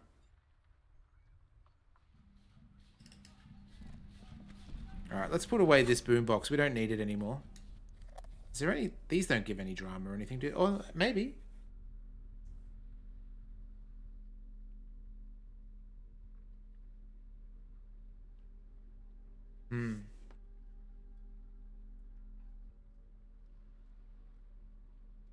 Maybe just put bolt cutters on there. Walk around with some tools. All right, let's go to the pawn shop for a second. I want to see if the headphones are there. That could help.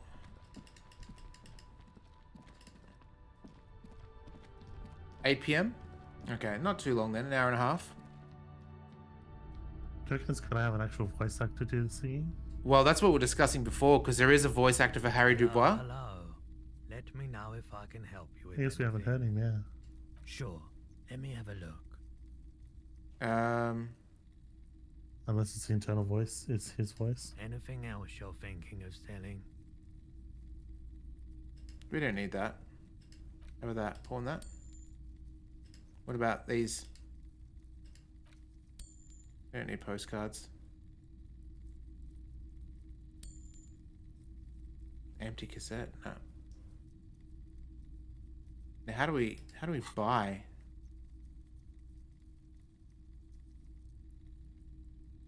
Another time, perhaps. Hmm.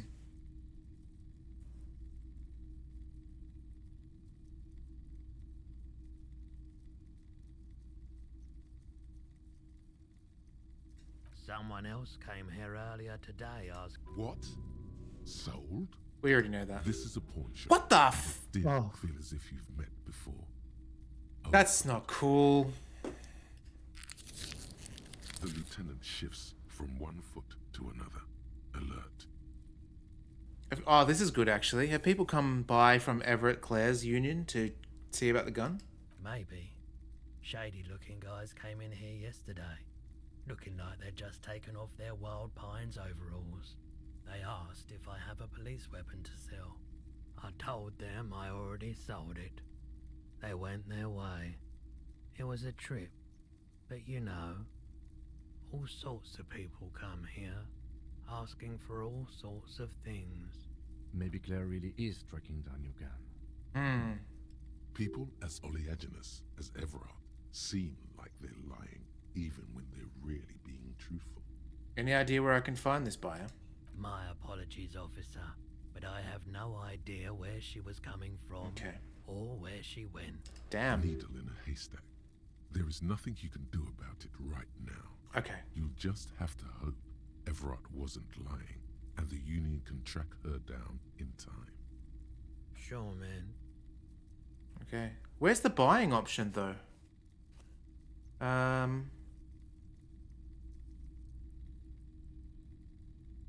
I guess, I don't know.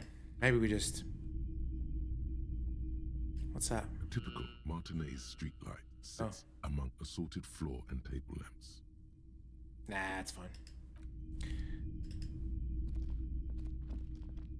Alright. I wonder how long the church stuff will take. Whether we've got... Because we want to go back and sing karaoke before we call it. We'll go over to the church now. Let's have a look. Oh, can't yet. Got to get in the right spot by the looks of it.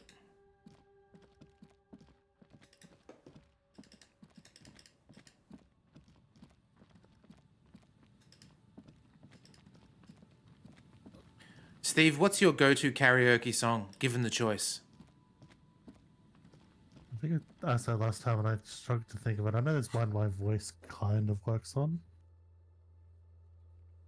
I know we talked about you singing the real Slim Shady, but what's your song that your voice I kind of sang works? that horribly. The only redeeming features was at certain lyrics I was doing actions that made people laugh. Like there's something about flipping off the bird, and I gave everyone watching the middle finger as he did that lyric.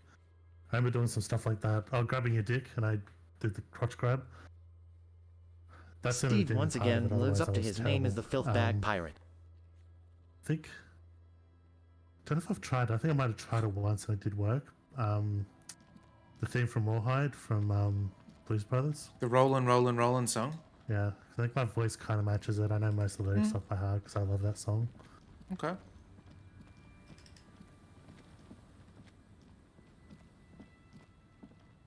Classic Steve. All right, Tongs, I got 2 questions for you. Same question back at you. What's your karaoke song? And the second, how's your PC going? Have you received it yet? Have you heard word?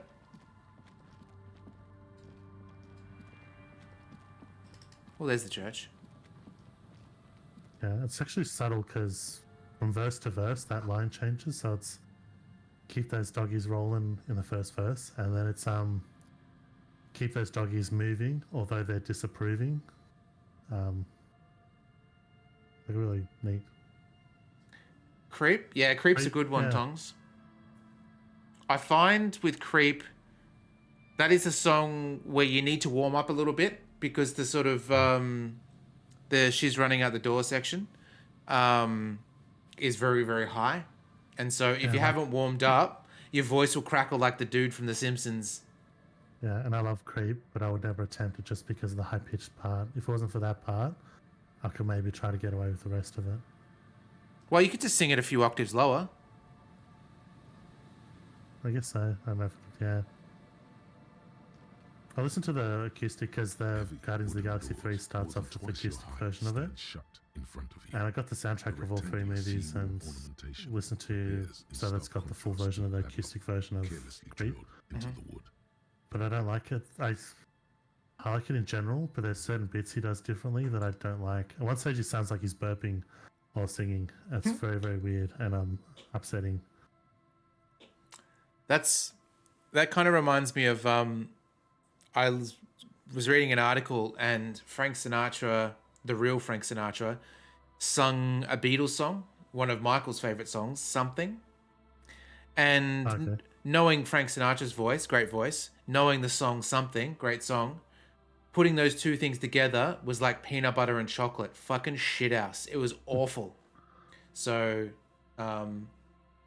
yeah, the originals are great. The thing I heard was his son, Frank Sinatra's son, tried to get into music as well, but like the era had moved on, so he was trying to do like a rock song, but he's got his dad's thing, and the guy goes even more than Frank Sinatra. Like, the son didn't actually talk like Frank Sinatra; he actually talked like someone from Guys and Dolls, like sort of thing. But he said, yeah, he tried to get into rock. Oh, it's Paul Schaefer telling the story. It was the guy from Letterman, and he put together the Blues Brothers, like the actual band for the movie. Yeah, so he's telling the story, and he goes, he's the only one that likes that set of albums, but it's like, yeah, it's going into the rock era, but it's still that style. So he said there's a song called Zaz Turns Blue, and it's like, Zaz turns blue, you didn't know what to do. It doesn't sound like rock at all. And he goes, I finally met him at once, and he goes, I love that song. And then he goes, I love that album. And he goes, that album got me fired from Mercury Records. And he goes, what for? And he goes, because the song was about drugs. And I said I wasn't going to sing about doing drugs.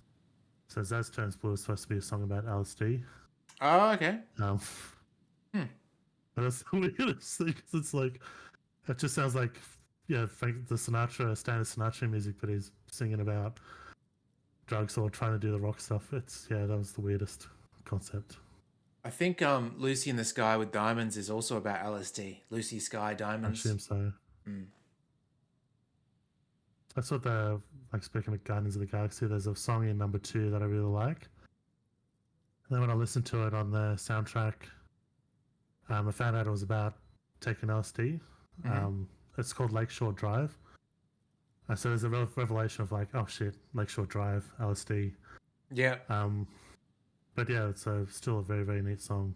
But I like to try to think of it as a non-drug song, even though lyrics just punches holes in that whenever I get to that part. This cheap-looking padlock is sturdily built. It shackles together a hasp and a staple screwed into the wooden door. The lock is adorned with a yellow sticker. Look at the sticker. You see a yellow circle with 2 X's and a big curve below them that looks like a mouth. You're pretty sure you haven't seen it before, but what the symbol depicts is clear enough. A smiling dead guy. The curve makes it smile, and the X's make it dead. Yeah, we kind of There get is it. something blindingly modern about this symbol. Its modernness puts to shame everything you've seen before. Have you seen this symbol before? He takes off his glasses and uses a blue handkerchief to thoroughly wipe them clean before inspecting the sticker. Then he looks up, pauses, and replies. No. What does it look like to you? Looks like a dead man smiling. Suggests junior delinquency. What is the suggestive of junior delinquency here? I haven't seen that sticker before, and I'm not a youth. Ah. I agree, it's very modern, but does that cheery guy know he's dead? Or does the dead guy not care? That level Could have his throat slit in the shape of a smile. Skill set.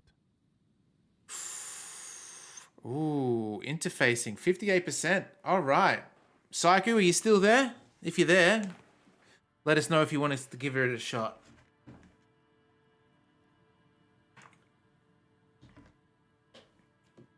In the meantime, also for everyone else, including Saku, does anyone else have any go-to karaoke songs?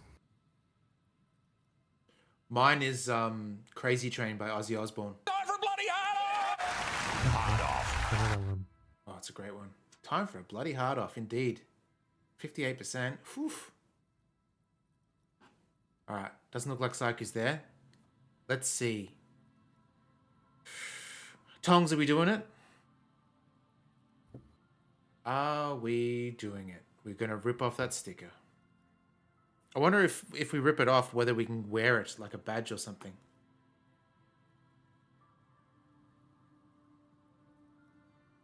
I wonder if it'll damage our morale, though, because you know when you go to peel a sticker, and then when you peel it, there's that white shit underneath, like it's the paper, it's torn, and it's like,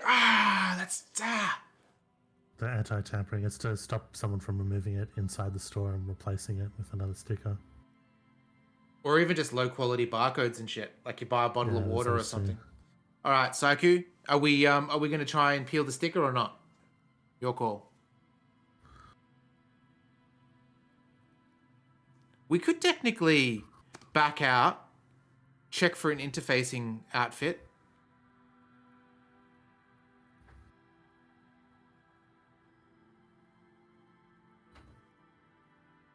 Do it? All right, I'm going to quickly just check out interfacing.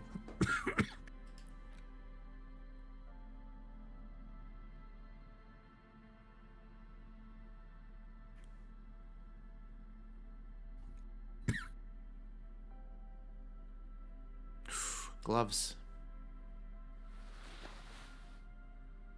All right, anything else?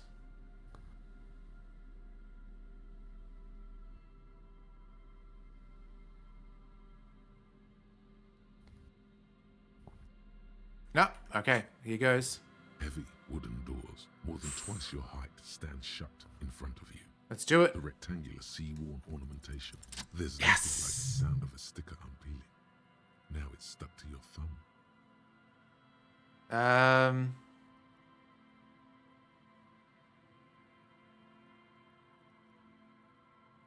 Put the sticker on your ledger, right on the cover. Yeah, let's be a teenager about this. Looks very modern. You're part of the Future Brigade now, and so is your formerly humdrum ledger. Hell yeah. Leon, baby. That's the modern version of the Cool S, I'm sure. The lock turns easily. You hear a click as the shackle pops open. Let's go. As you do, you hear the echo of the doomed commercial area. Its black halls and dusty machines. Then the feeling passes. A great whoosh of air rushes into the dark innards of the church, as though rushing to fill a great... Do you want to save it just in case we die? Yep. In the heart of the city. Oop, took us in automatically. We can still walk a little bit, can we? Where are we? Oh, cutscene. Oh no, here we are.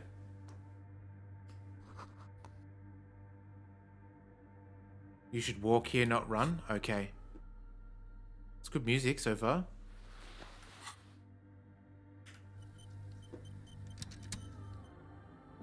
Very good music. A grotesque wooden figure that looks half finished. Looks like it's trying to become one with the church.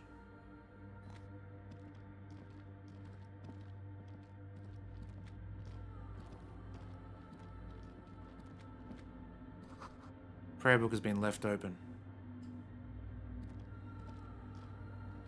Part of me wants to be a rebel and run. Bowl is filled with water. The live wire runs directly into it. Oh.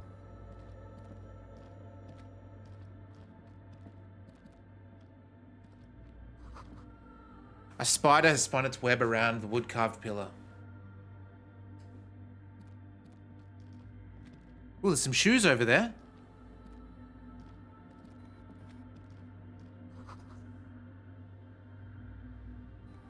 Oh, what's this? Is this a scarf?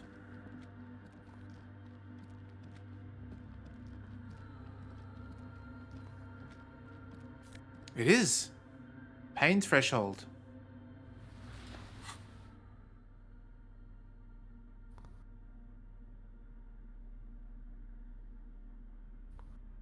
+1. We just got to remember to put on our bow tie before we sing. Yeah, good question, Tongs. Are you feeling better, Psycho? And did it end up being COVID, or you're all good?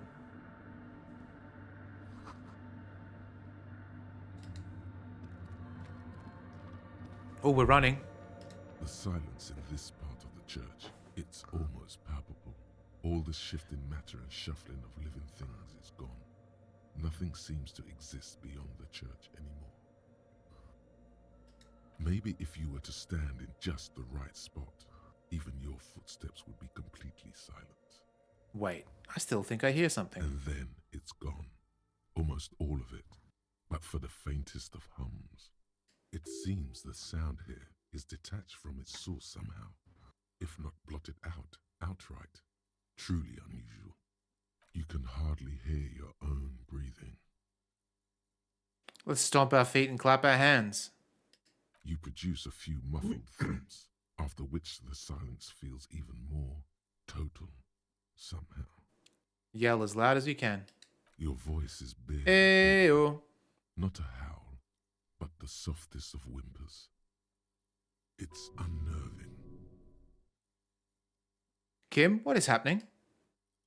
The lieutenant points to his ears and shakes his head. Then he leans closer. Can you hear anything? Not really, but it's extraordinary. I've never experienced something like this. I wonder why the church was built with such strange acoustics. Oh, you know what I also added? 1 second. You should hear this too, Steve, in a second. So what was it? Oh.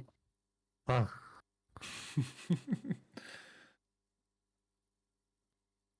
So what was the sickness attack here?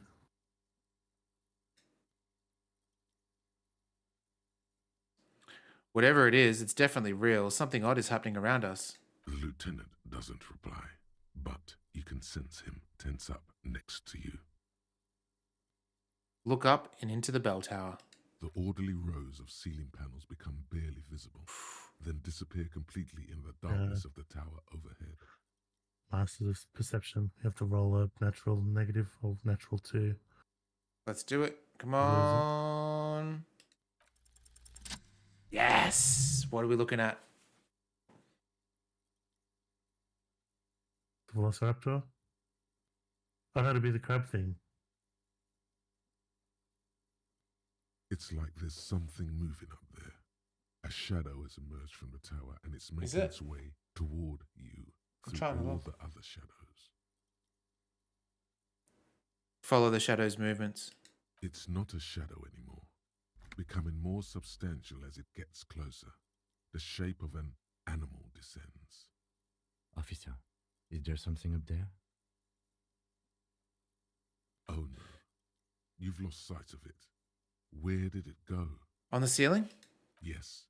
The darkness makes the ceiling feel infinitely far away.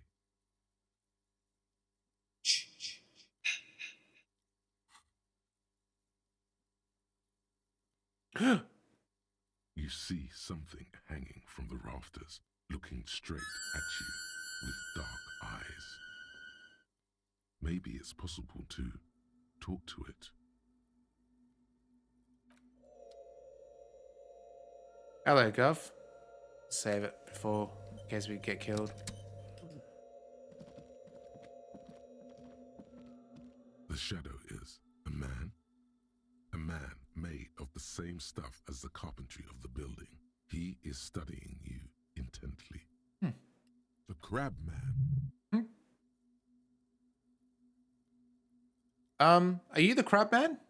The man leaned forward a little, fixing you with a steady, unreadable gaze, then speaks. Habitual alcohol use has made you into a scared little pussy, Holmes. But don't worry, everything's gonna be alright. You come to the right place. Oh, Um, the right place for what? Here you can receive the mother's love. And when you're ready, she will take your hand and lift you out of the despair at the bottom of that bottle. Ooh, nice.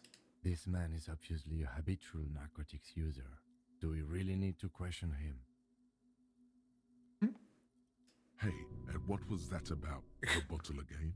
Oh, piss you off. haven't even drank that much lately. Lay off it already. Shish.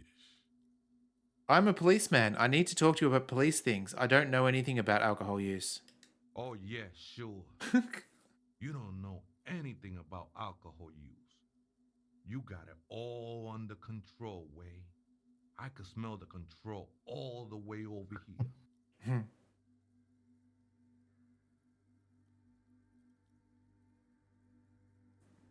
Okay, fine, I'm struggling, but you don't need to lecture me. I know what I need to do. Not all of it. I was like you once.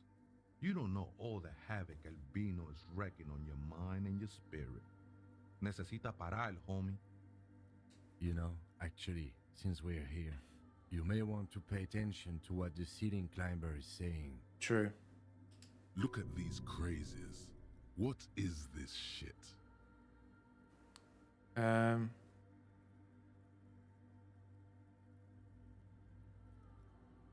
For some reason, I feel like you have a point there. Don't trust me. Trust the mother. I'm only the messenger, Holmes. This is the Church of the Mother of Silence. You are welcome here. You have no idea what the fuck he's talking about. Is he just trying to throw you off your game? 'Tis not an act, my liege. Save him perchance he hath deceived his very self. This man is a zealot.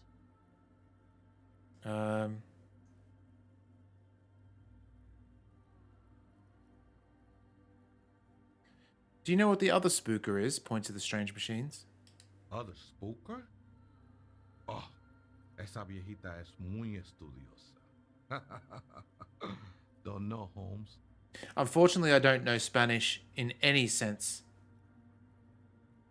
So, Viejita is grandma. Okay. So there is another person. No. I just call her viejita because of her clothes. She's actually quite young. Or maybe not that young. Age is just one of the many masks we wear. And you don't know where she is? That's what I said, Holmes. How can you not know when you both live here? Don't really follow her comings and goings. Just see her typing on her computer now and then. We got different interests. So you've got nothing else to tell me? How she looks, what she does, who she is? I'm afraid not, Essay. You just have to wait until she comes back, Or search through her radio computer. I'm going to ask you again. Are you the crab man? Never known myself to be a crab. But if that's the name you got for me, I won't stop you from using it.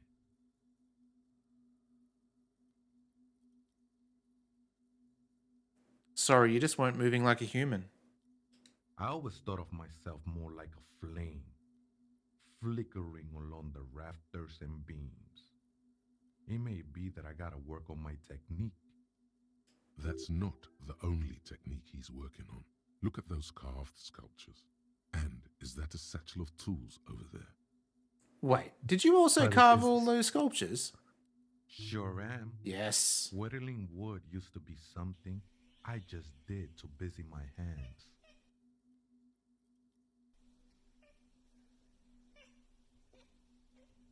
Oh, little Ram's chittering. I hope that the volume came through so you could hear her chitter. It's so cute. Now I use those same hands in service of something greater than my own restlessness.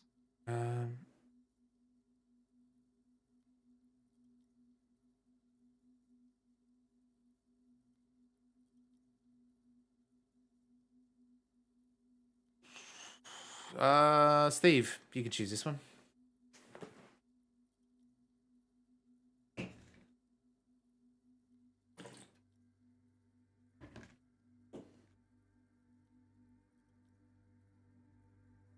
Number one. Number one. You've got some nice curves going on there, Filthbag Steve. It's all just for the mother, man. No need to overthink it. What were you before you became a crabman and woodcarver? I was in a gangway, but my memories of that time are fading. Most of them are already gone. I lost my memory too. It haunts me. No, man. You gotta let that shit go. Then the mother's light touch will fill you with rapture. Do you remember your name, sir? The lieutenant is not particularly interested in this information. He's just trying to assert some control over the conversation.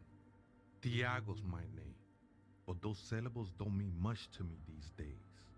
A name isn't just your identity, but also, so to speak, your place amongst your fellows, your place in the world. I ain't got no use for such a place anymore. My name is Harriet Dubois, and my place in the world is Lieutenant Double Ifrader. That's just the thing, Holmes. None of that matters. So some ravers want to turn this place into a nightclub. The ones in the tent outside? Right? I see them. Guessing they're the ones who call me a crab. Probably scared of me. So what do you think about the nightclub, that is? Why not? They wouldn't bother me none. I'm usually way up there, imbibing. Ain't no music on earth that can reach where I go. That went differently. Might even be nice to have some company. Okay. Thanks. Hell yeah. Oh, there's some shoes over here too we want to steal.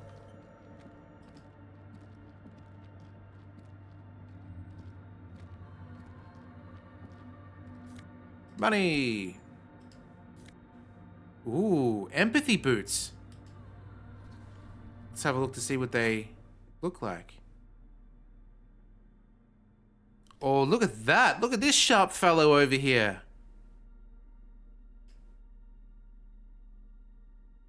Again, we need to replace our dead man shoes.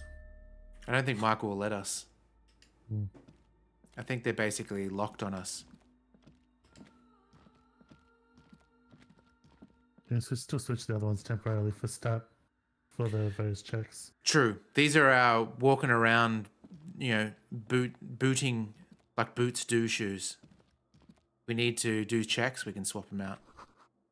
Keeping the spirit of the guy with us that we're investigating. Yep. Although we probably should have taken something from the other dead body we found and wore that as well.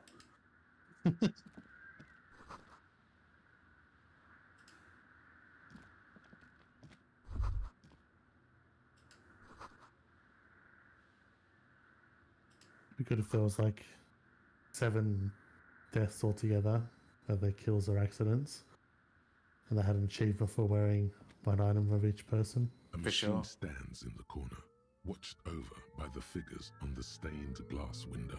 It's turned Ooh, that's a good question. Electricity. Do I have a favorite piece of clothing in real life, and what stat do they give you?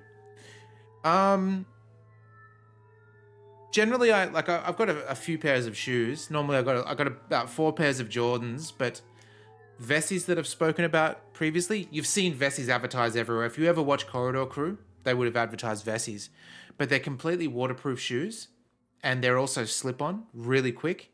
So I would say that they're probably my favorite article of clothing at the moment because you can just in and out of the house super quick.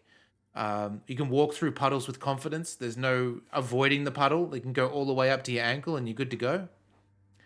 They're minimalist as well. They're just black with the white sole. Good shit. So I'd say they give me confidence to walk in water. What about you, Steve? It's nothing big at the moment. There is one. It's a Monkey Island t-shirt. It's probably the one I like wearing the most recently. I don't have anything else to stand out. That's kind of why it wins. What's the stat? And the stat is like sad nerd stat. Sad nerd stat? Yeah. Not Well, maybe nostalgia? just, +1? I think just with my age, wearing a shirt like that is probably inappropriate. I should be more adult, but I sort of like it. You're only as old as you a lot of feel, times- Steve. That's what I say. There's like I went to a social event with my building, and most of it's old people because it's people retired or close to retiring. So I had to like roughly explain what the shirt was, and they had no idea.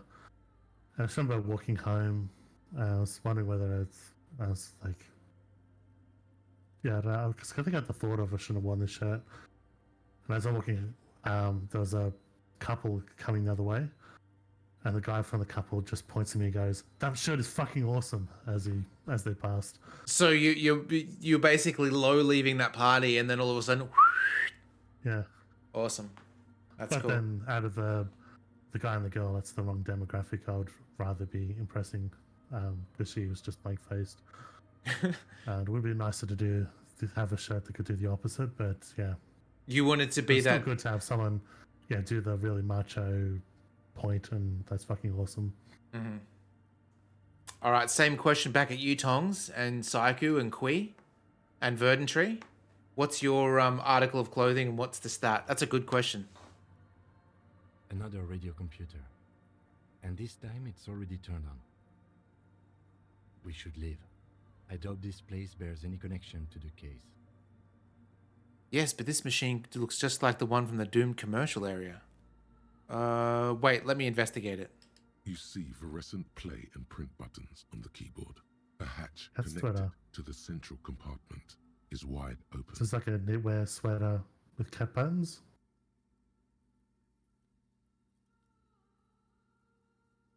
I guess that's inappropriate when there's third partners literally just there, but that could be, I could try it as a pickup line maybe. It's like, when you come to my place, you'll definitely have completely clean sheets. The lieutenant says nothing. You see the machine's glowing frame reflected back from his diamond-shaped glasses. You're free to proceed. Look inside the compartment. Behind the hatch sits a cube-like crisscross of filaments, smoldering in the dark like fireflies. Silver tape on the side says, in black marker, log, February to March. What is your stats on your cat sweater? All right, Verdantry has Red Wing Iron Ranger boots, +2 authority, +1 flair. Okay. I've also got, if I was to add another while we wait for everyone to give their answers, I bought some really bad Christmas sweater, Christmas sweaters, I guess, from online. They're not even knitted, but they're sort of like printed, so it looks like it's knitted. But I got 2 of them, and they're really, really warm. So when I don't feel like wearing a hoodie inside and it's freezing, I put it on because it's so, like, if you've got a match near this thing, you just light up in flames. It's so synthetic, and synthetic doesn't breathe, so it's really warm. Authority +1 for your cat sweater. Lovely. Hideous sweater, +2 empathy. Isn't hideous sweater just another name for a Cosby sweater, but then that went out of favor because of Old Bill?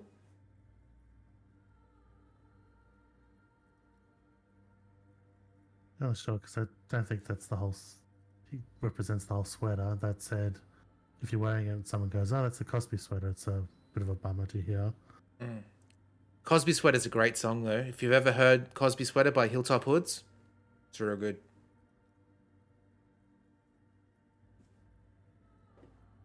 Let's print. Nothing happens. Saki, what's your article? The speaker comes to life. Did you say you got Vessies? Seeps through the machine's I've got Vessies, yeah. driver. So they're good? Because I'm looking for a good walking shoe. Like, I had those Converses I liked, but they wore incredibly fast. Mm-hmm. And when I went back, the person said, for another pair, the person said, yeah, those all, I guess,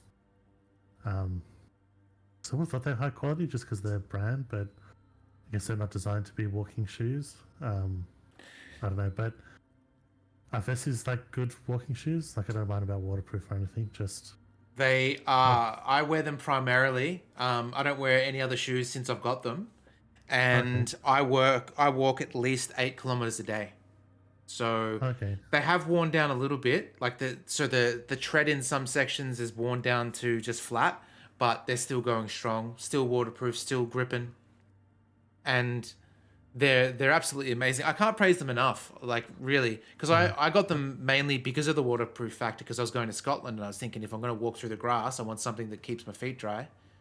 But I've just been using them ever since. It's great. So good. Non-symmetrical kimono jacket +1 confidence. Oh yeah. Yeah, last time I went to the shoe store too, I found one that I liked. And the lady was nice, was helping me, but literally had nothing in my size. And I'm not like a freakish giant. Are you? So it's like, what the fuck? You'd be like a 14, Steve? Yeah, 14. I think I need to go down to 13 or something, because the pair I end up getting, I think they might be a little bit too loose.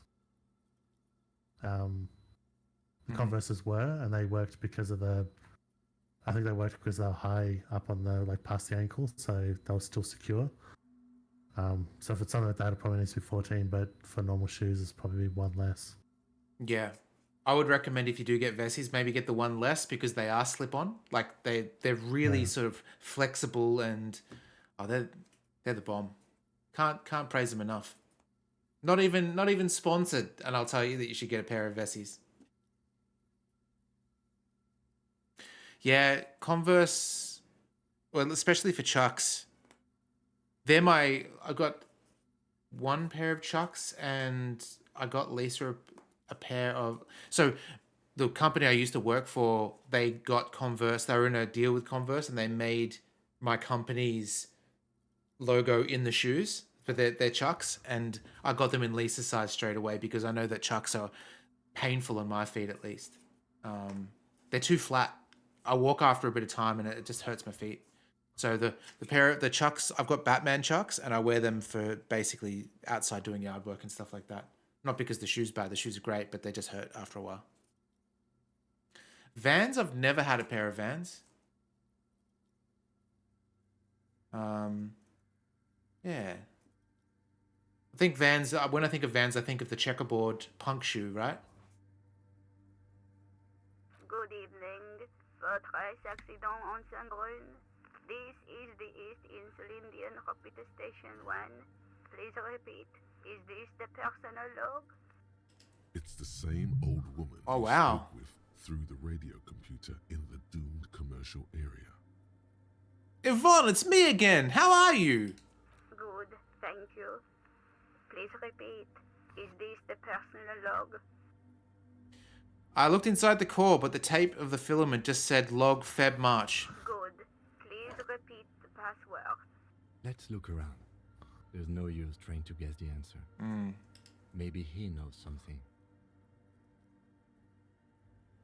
I don't know the password. Received. I will register this login attempt. That sounds bad. A login attempt. Something a criminal would do. True. Votre accident. Is there anything else I can do for you today? Thanks, but that's it. Sleep well, votre accident. You bought secondhand shoes on Gumtree. Interesting. I don't think I've ever had secondhand shoes. But I can't stand people's feet, so I could never do it. Like, there's part of my soul that could never do that. Not that, Gaffer tape them back. Look like a Darrow. The machine's keyboard is still illuminated, revealing fluorescent play and print buttons. Hey, I don't judge you from getting secondhand shoes. They're cheap for sure. All right, let's talk to Spider-Man and see. Just get some shoes off Wish.com. Oh, hey, Wade. There's coffee in the back. Oh yeah. Wait. I meant the mother's love. Steve, can you from now on refer to coffee as the mother's love? Mother's love. Yeah. Have you by chance heard the Password? Too many My times email I rights said to. you need it for something. I don't know if I have the right to say when I drink Nescafe. Fish for personal information. Sorry, 1 second. Especially in the name of public safety. Say that again about Nescafe. I don't know if it's if I have the right to call it Mother's Love when it's Nescafe. Oh, is that what you have in your house? In my house and also at work. Okay. I get shit from my boss for doing that. I guess me and one other person. Mm-hmm. Let's see. Gave me there's one Christmas, like we had a Christmas do, and he gave out awards to each person, and they're all personalized. I think mine was the Blend 47 award. Blend 43, is that what you mean, or was it? Blend 43, yeah. Oh, okay. I thought they'd given you a unique Nescafe code. No, it was like it might not have been Blend.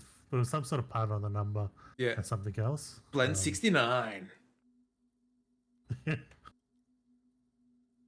Pumpkin spice latte. Hell yeah. That is good to know. We'll try and go to Starbucks to get one. That'd be good. Oh man, I love pumpkin spice. You like pumpkin spice, Steve?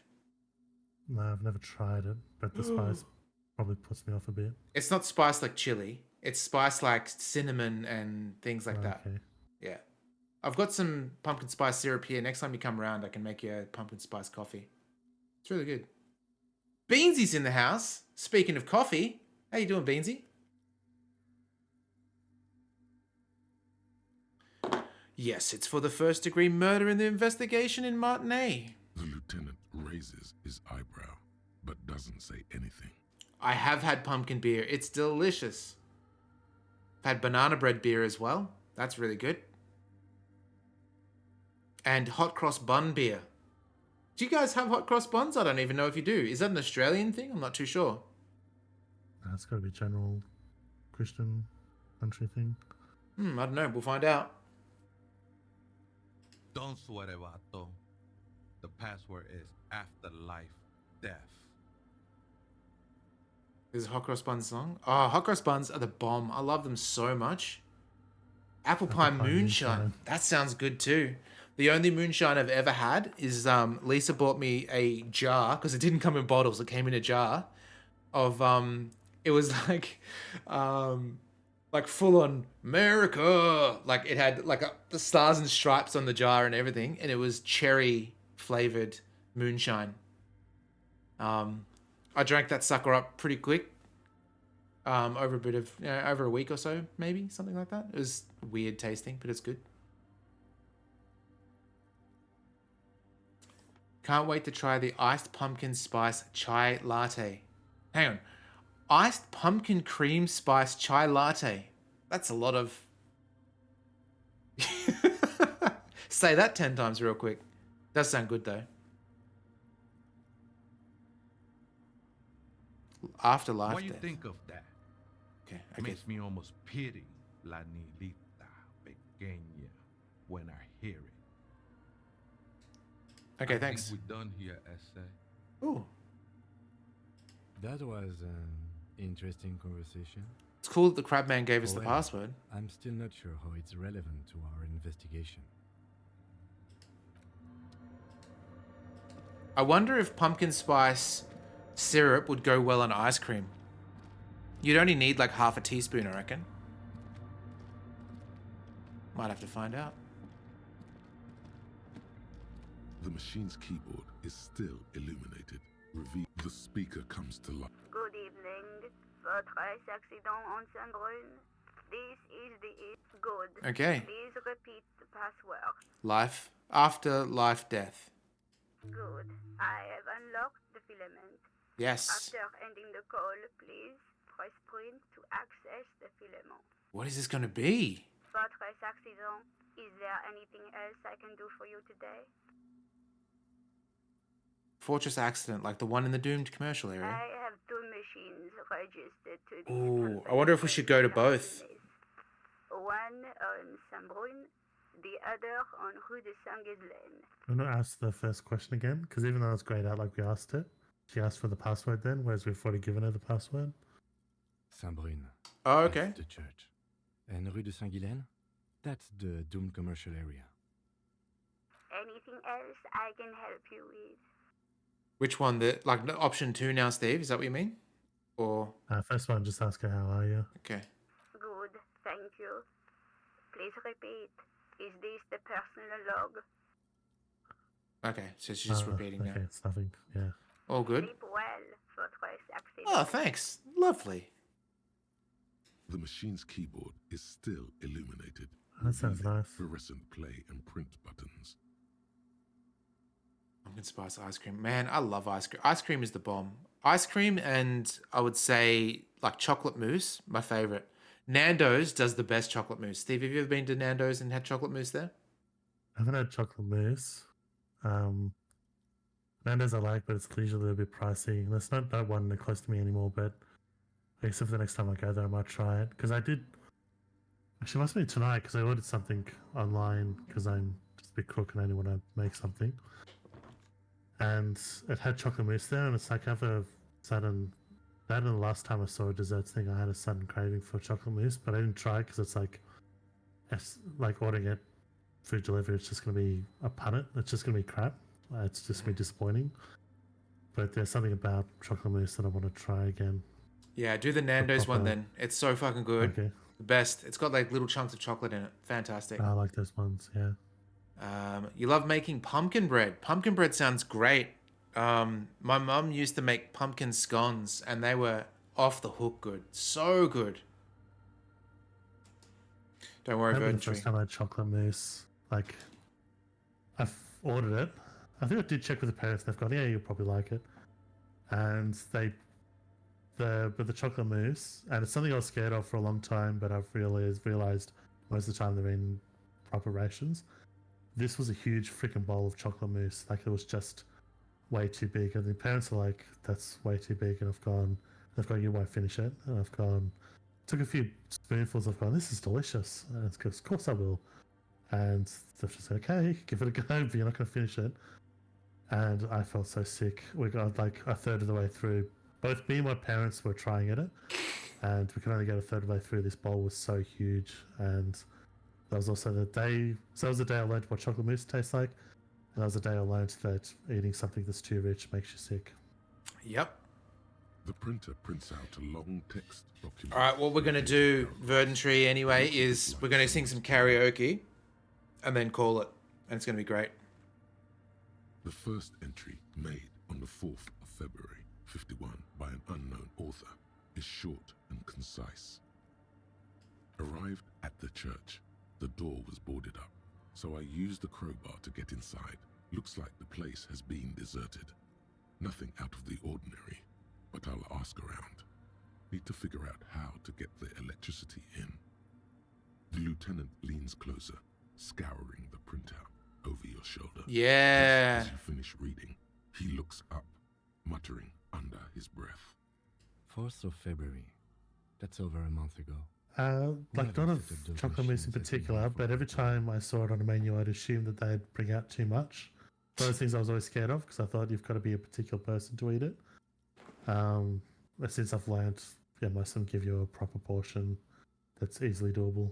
But yeah, it's didn't scare me off the food itself, but of the I just assumed all portions of it were huge. Do you think this log might be connected to the case? Our case? No, I don't think so. It must be some local eccentric. Read the second. 6th of February, 51. Had a little chat with the local fishermen. Said I shouldn't go near that place, that the church was spooky and ridden with narcotics. It's a little spooky, all right. Still haven't figured out the electricity. See? Even one of the spookers themselves says it's unnerving. I wonder if this is still the person that took the shot anyway, because they could have set up before the murder earlier. What was that about narcotics? This could prove to be interesting. Wait, narcotics? I doubt that we can find any. Well, because It's that's just what idle the fisherman's gossip to scare away Spider-Man the kids. is on. Nothing spooky about this place either. It's just abandoned and cold, and in an awful part of town. Then why doth the lieutenant protest against spending time here so often? He's craven. Yeah, I was about to suggest he sleeps the night in the church. 7th of February, 51. Finally got the electricity in. Next on the agenda, a new antenna. I'm thinking Eska series, something advanced. Why would she need an antenna? Why would anyone need any of this equipment here? 8th of February, 51. Bought the antenna, had some problems setting it up. Called Simon for help. Heard the others are back to making art. Drinking somewhere out of town.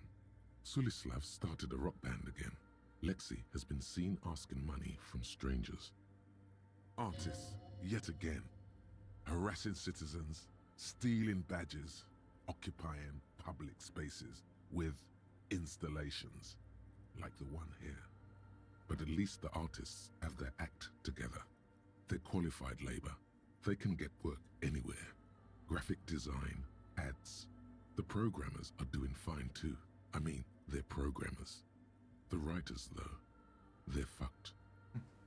I just have to find out what caused that data loss and be done with it. Still don't understand how it managed to wipe out the backup, when the backup wasn't even connected to the front. I know. Everyone thinks it's impossible. They say I must be lying. I'm here to set it right. A data loss? Seems like something to do with radio computers. Unfortunately, I don't know enough about them to understand what the author is saying.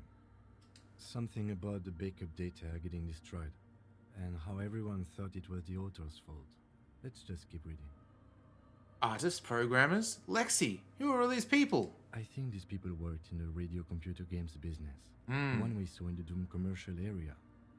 They must be our former co-workers. 12th of February, 51. Brought some food from the grocery store. Apparently, there's a strike going on in the harbor. Definitely not happy to see the Martinez people again. Everything's now set up in the church. Going to start working tomorrow, 8 a.m. The strike. We are nearing the date of the murder. Sure are. Keep reading. I'm interested now.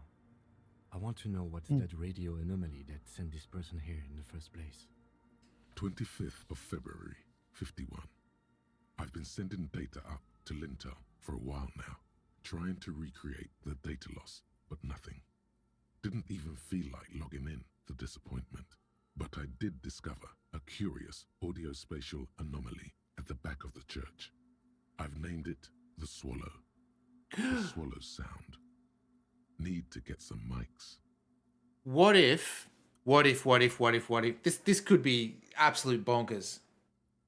What if she fired the gun in the deaf pocket and the sound, that's why no one heard the gunshot or anything like that? Does that seem plausible? Yeah, that'd be a spot up higher too, where the acoustics dampen the sound. Is she talking about? 28th Never heard of these of spots. February, 51. Wait till this finishes. Yes, the first recordings confirm that the Swallow is real, and I'm not just losing my mind. It's a pillar of silence, with a diameter of approximately 3 meters. Seems like the higher I go, the less I record. This might be a coincidence, or it could be connected to the data loss that led me here. The pillar of silence. She is talking about the silence. Is she suggesting it's more than just an architectural quirk? There's a spot in I was doing a walking tour of when I was traveling through Europe, of Prague, and there's a spot the person took us to, and it's like a marking on the ground. There's like just lawn and stone steps, not steps, plates to walk on, slabs. And one area is sort of like marked out. It's at the center of this sort of circular area. And it's next to this like just a old-fashioned hall. And the person got us one by one to step in a certain spot and say something. And to everyone else, it sounds completely normal. but to the person standing in this exact spot, if they're off by 1 or 2 meters, it doesn't work. But if they're standing in this exact spot, they hear a tinny version of their own voice coming back at them, which no one else hears. That's and cool. It's the weirdest thing, because we would have thought if it's an echo, everyone would hear it, depending on where they are. But yeah, you hear this tinny version of yourself at the same time, and then no one else can hear it. That kind of reminds me of many moons ago when Rob Borelli and I went to a rave festival while under the influence, one could say. There was lots of music playing at this festival, and as we were walking around, we sort of were positioned in different sort of overlapping Venn diagrams of the music, and in the perfect spot, you got a taste of all these different genres, and the music sounded fantastic. But one step out of that, and you'd lose the balance, and it was no longer good anymore. Okay. Just like sit on each other's shoulders. No, not. To both experience the same spot. No, it's more like you got to stand right here, and then you sidestep, and he steps in. It was in our altered state. We referred to the phenomenon as sphere sound because we imagined like a sphere that you sort of move like a overlapping. Yep. Almost like a human equalizer of just moving around this sphere to get to the perfect tunes. Yeah, it was real good. But what could it be? Look at the water basins behind you. The lieutenant doesn't answer. He follows your gaze, studying the basins. The water shines in them. No ripples. Speaking of cats and dancing, well, not the dancing part, but cats. Raman's got a new trick. She's been doing it for the last 2 weeks now, and she's doing it every day, which is so cute. So I work at my desk where I am now, and I'm typing away, or at Lisa's desk when she's typing away. When Raman wants food or anything, rather than just doing her normal stuff of just either meowing or scratching something to get our attention, she walks up, stands on 2 legs, puts her legs on the arm of our chair, and just goes, pew! Just once, one little pew, and then we go and feed her. Like, we've basically said that we would rob a bank if Raman told it. It's that cute. If Raman told us to rob a bank with that little pew, we'd go and do it. No problem. March 51. Some kind of young disco men have appeared next to the church. I've been trying to record the silence to find the epicenter, but now it turns out I've also been capturing the future of dance music, one neo-disco song over and over again. Fortunately, the song is so monotonous, I was able to devise an algorithm to factor it out. Oh, wow. The other day, one of the disco men came in. Before I could even say hello, she got scared and left. Good. I don't want anyone distracting me from my work. She must be describing a cell. The girl on the ice? Sounds like her, yes. March 51. I got a call from the repeater station. Someone has tried to access the radio computer. That's us! In the office in Martinez. Can't do anything about it. The storekeeper still doesn't want to let me inside the building. Thinks I'm part of some kind of curse. How Martinez of her. Yeah, it is. You know, this entire time where it talks about printing and filaments and things, I thought it was a 3D printer that they were referring to, not a, That's me. I was the one who broke into the radio computer, and the storekeeper must be Pleasance. I knew it wasn't a good idea to meddle with the machine. March 51. A new 2-meter aux cable. Noodles. Crackers. Ping Ping energy drinks. Water. Toothpaste. Gum. Also, some canned air. Your reading is interrupted by the sound of the church door opening. A strange woman makes straight for the radio computer. It's like Sigourney Weaver and Margaret Thatcher had a child.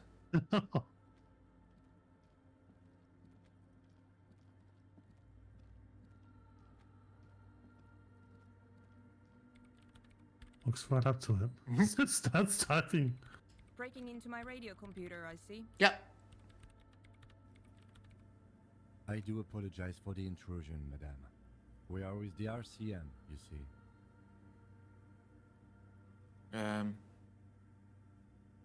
We're here on a side case representing a certain music venue outside. Well, You won't find any music venue organizers here.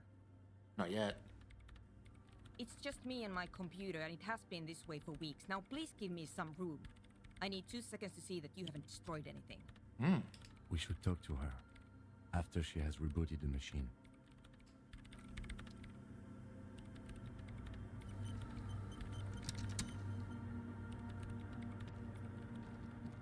What is it? Are you the lead programmer of We're All Untethered by any chance? Yes. Or no. Not anymore. That project is dead. She doesn't seem surprised to be recognized. Rather sad. Something passes over her face before she straightens her back. I didn't break anything, did I? No, you just printed out my personal log and wasted some paper.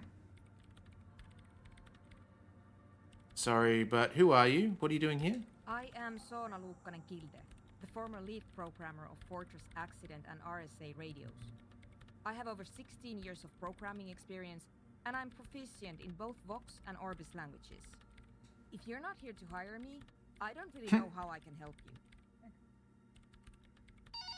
Matt Lang! How you doing? Hello. Good to see you. Hello, Baltimore. Hey, thanks for the raid. Raided. Yeah, Any thank you of so us much. could be the killer. Normally, you're the guy that I raid. This is a topsy-turvy world tonight. I'm going to guess that you were playing Dead by Daylight. Or Baldur's Gate 3. But welcome in. We're playing Disco Elysium. We are 12 episodes in. And we are talking to a programmer. We're finishing up this bit before we do some karaoke. Oh. To end the stream. Exactly. Matt is into karaoke himself. One of his channel point rewards is for him to sing a song. And he refuses to let Steve sing a song whenever I go in there and try and redeem. Excellent. Well, you wait until you see the karaoke that's coming up. Did she say over 16 years of experience?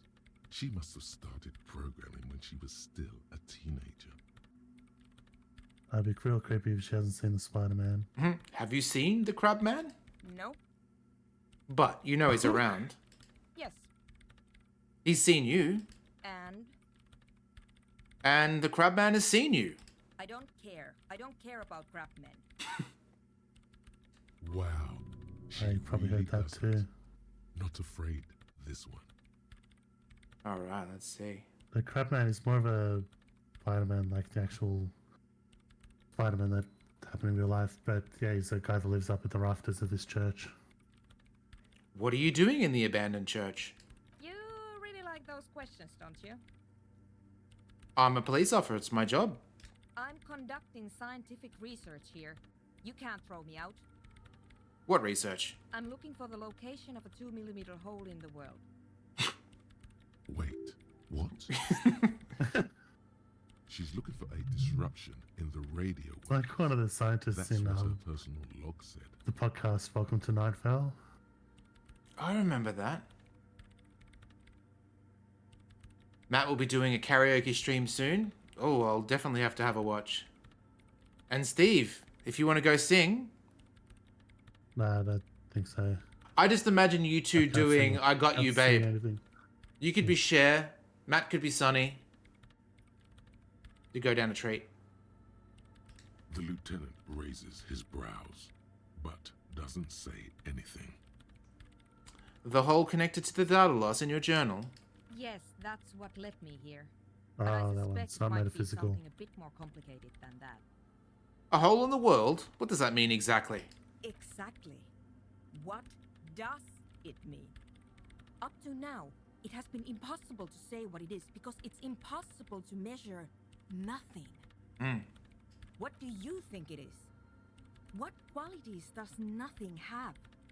How do you measure something that does not exist?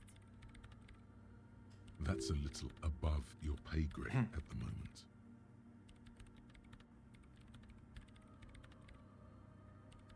I don't know. I'm not here for science. I just want to solve a murder so I can go home.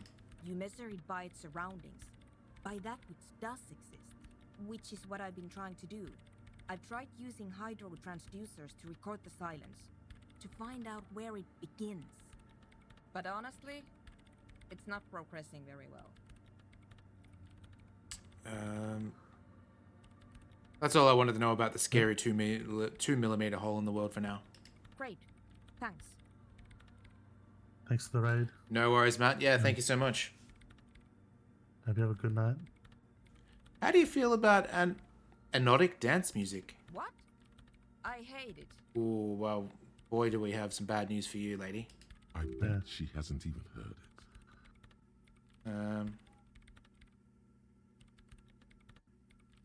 I bet you haven't even listened to it. Yeah. Like all the time. My tent neighbors don't really ease up with their partying, do they? Maybe I'd have to be on drugs to get it, but to a sober mind it just sounds like uninspired rug whipping. No idea what it has to do with either dancing or music. Right. But how do you feel about a club? This is about those speed freaks in the tent, isn't it? I've got some news for you. It's not a nightclub they want to build here. What do they want to build then? Take a guess, why don't you? Let's see.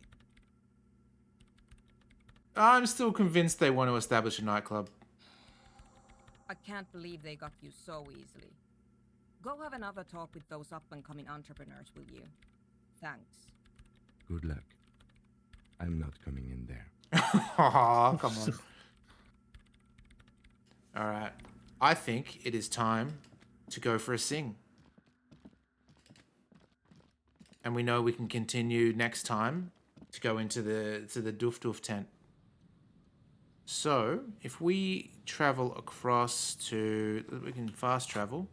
Waterfront. We may need to wait for like half an hour on a bench, but that's okay.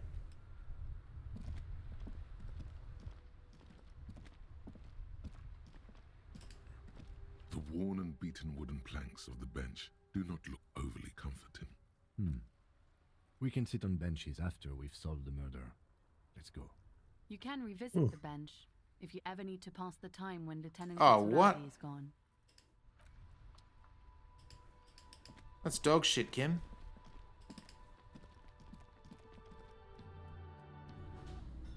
He didn't have an issue with waiting half an hour before.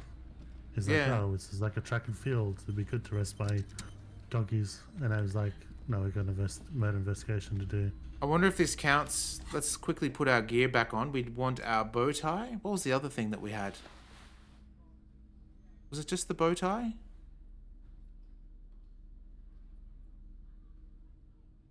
We wanted drama.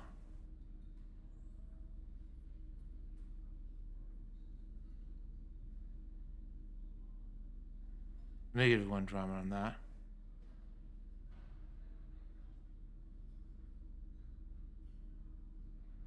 God, those boots are handsome. Okay, looks like that's it. Save it. Alright, let's see if we can sing.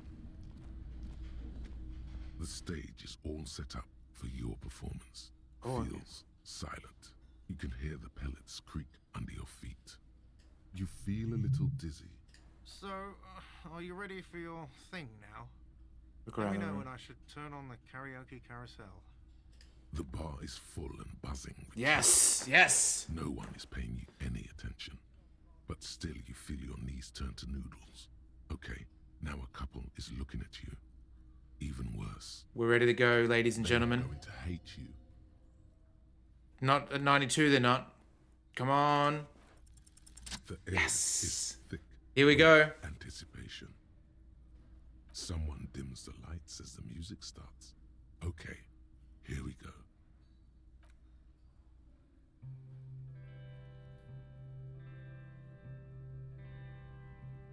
What if it's like Jesse from Twin Peaks? I thought the same thing.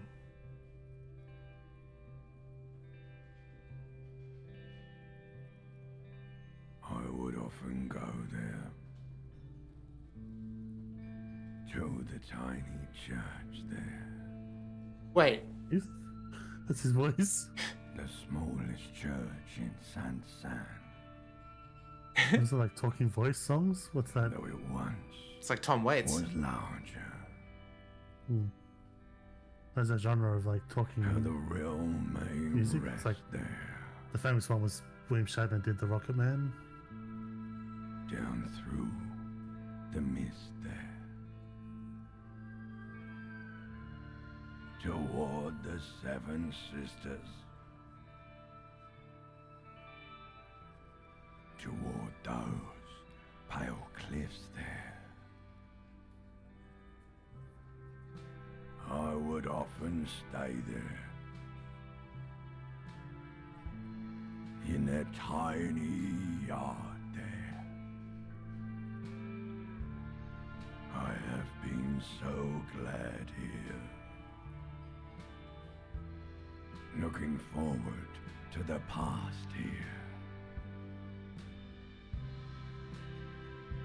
But now, you are all alone. None of this matters. No, none of this matters. At all. Wow. It's his voice is basically his lizard brain. That's good. I liked it. Oh, new skill point XP? A lazy applause fills the room. Hell yeah. You feel your hands shake as awareness of your body returns to you. Let's see.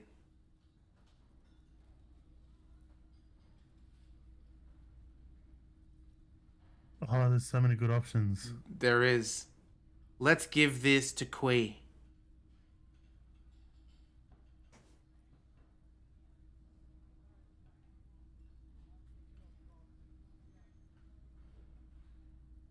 Yeah, totally, Saiku. Absolutely. I kind of wish that they had voiced him completely, to be honest. Like, the entire game would benefit him sounding like that.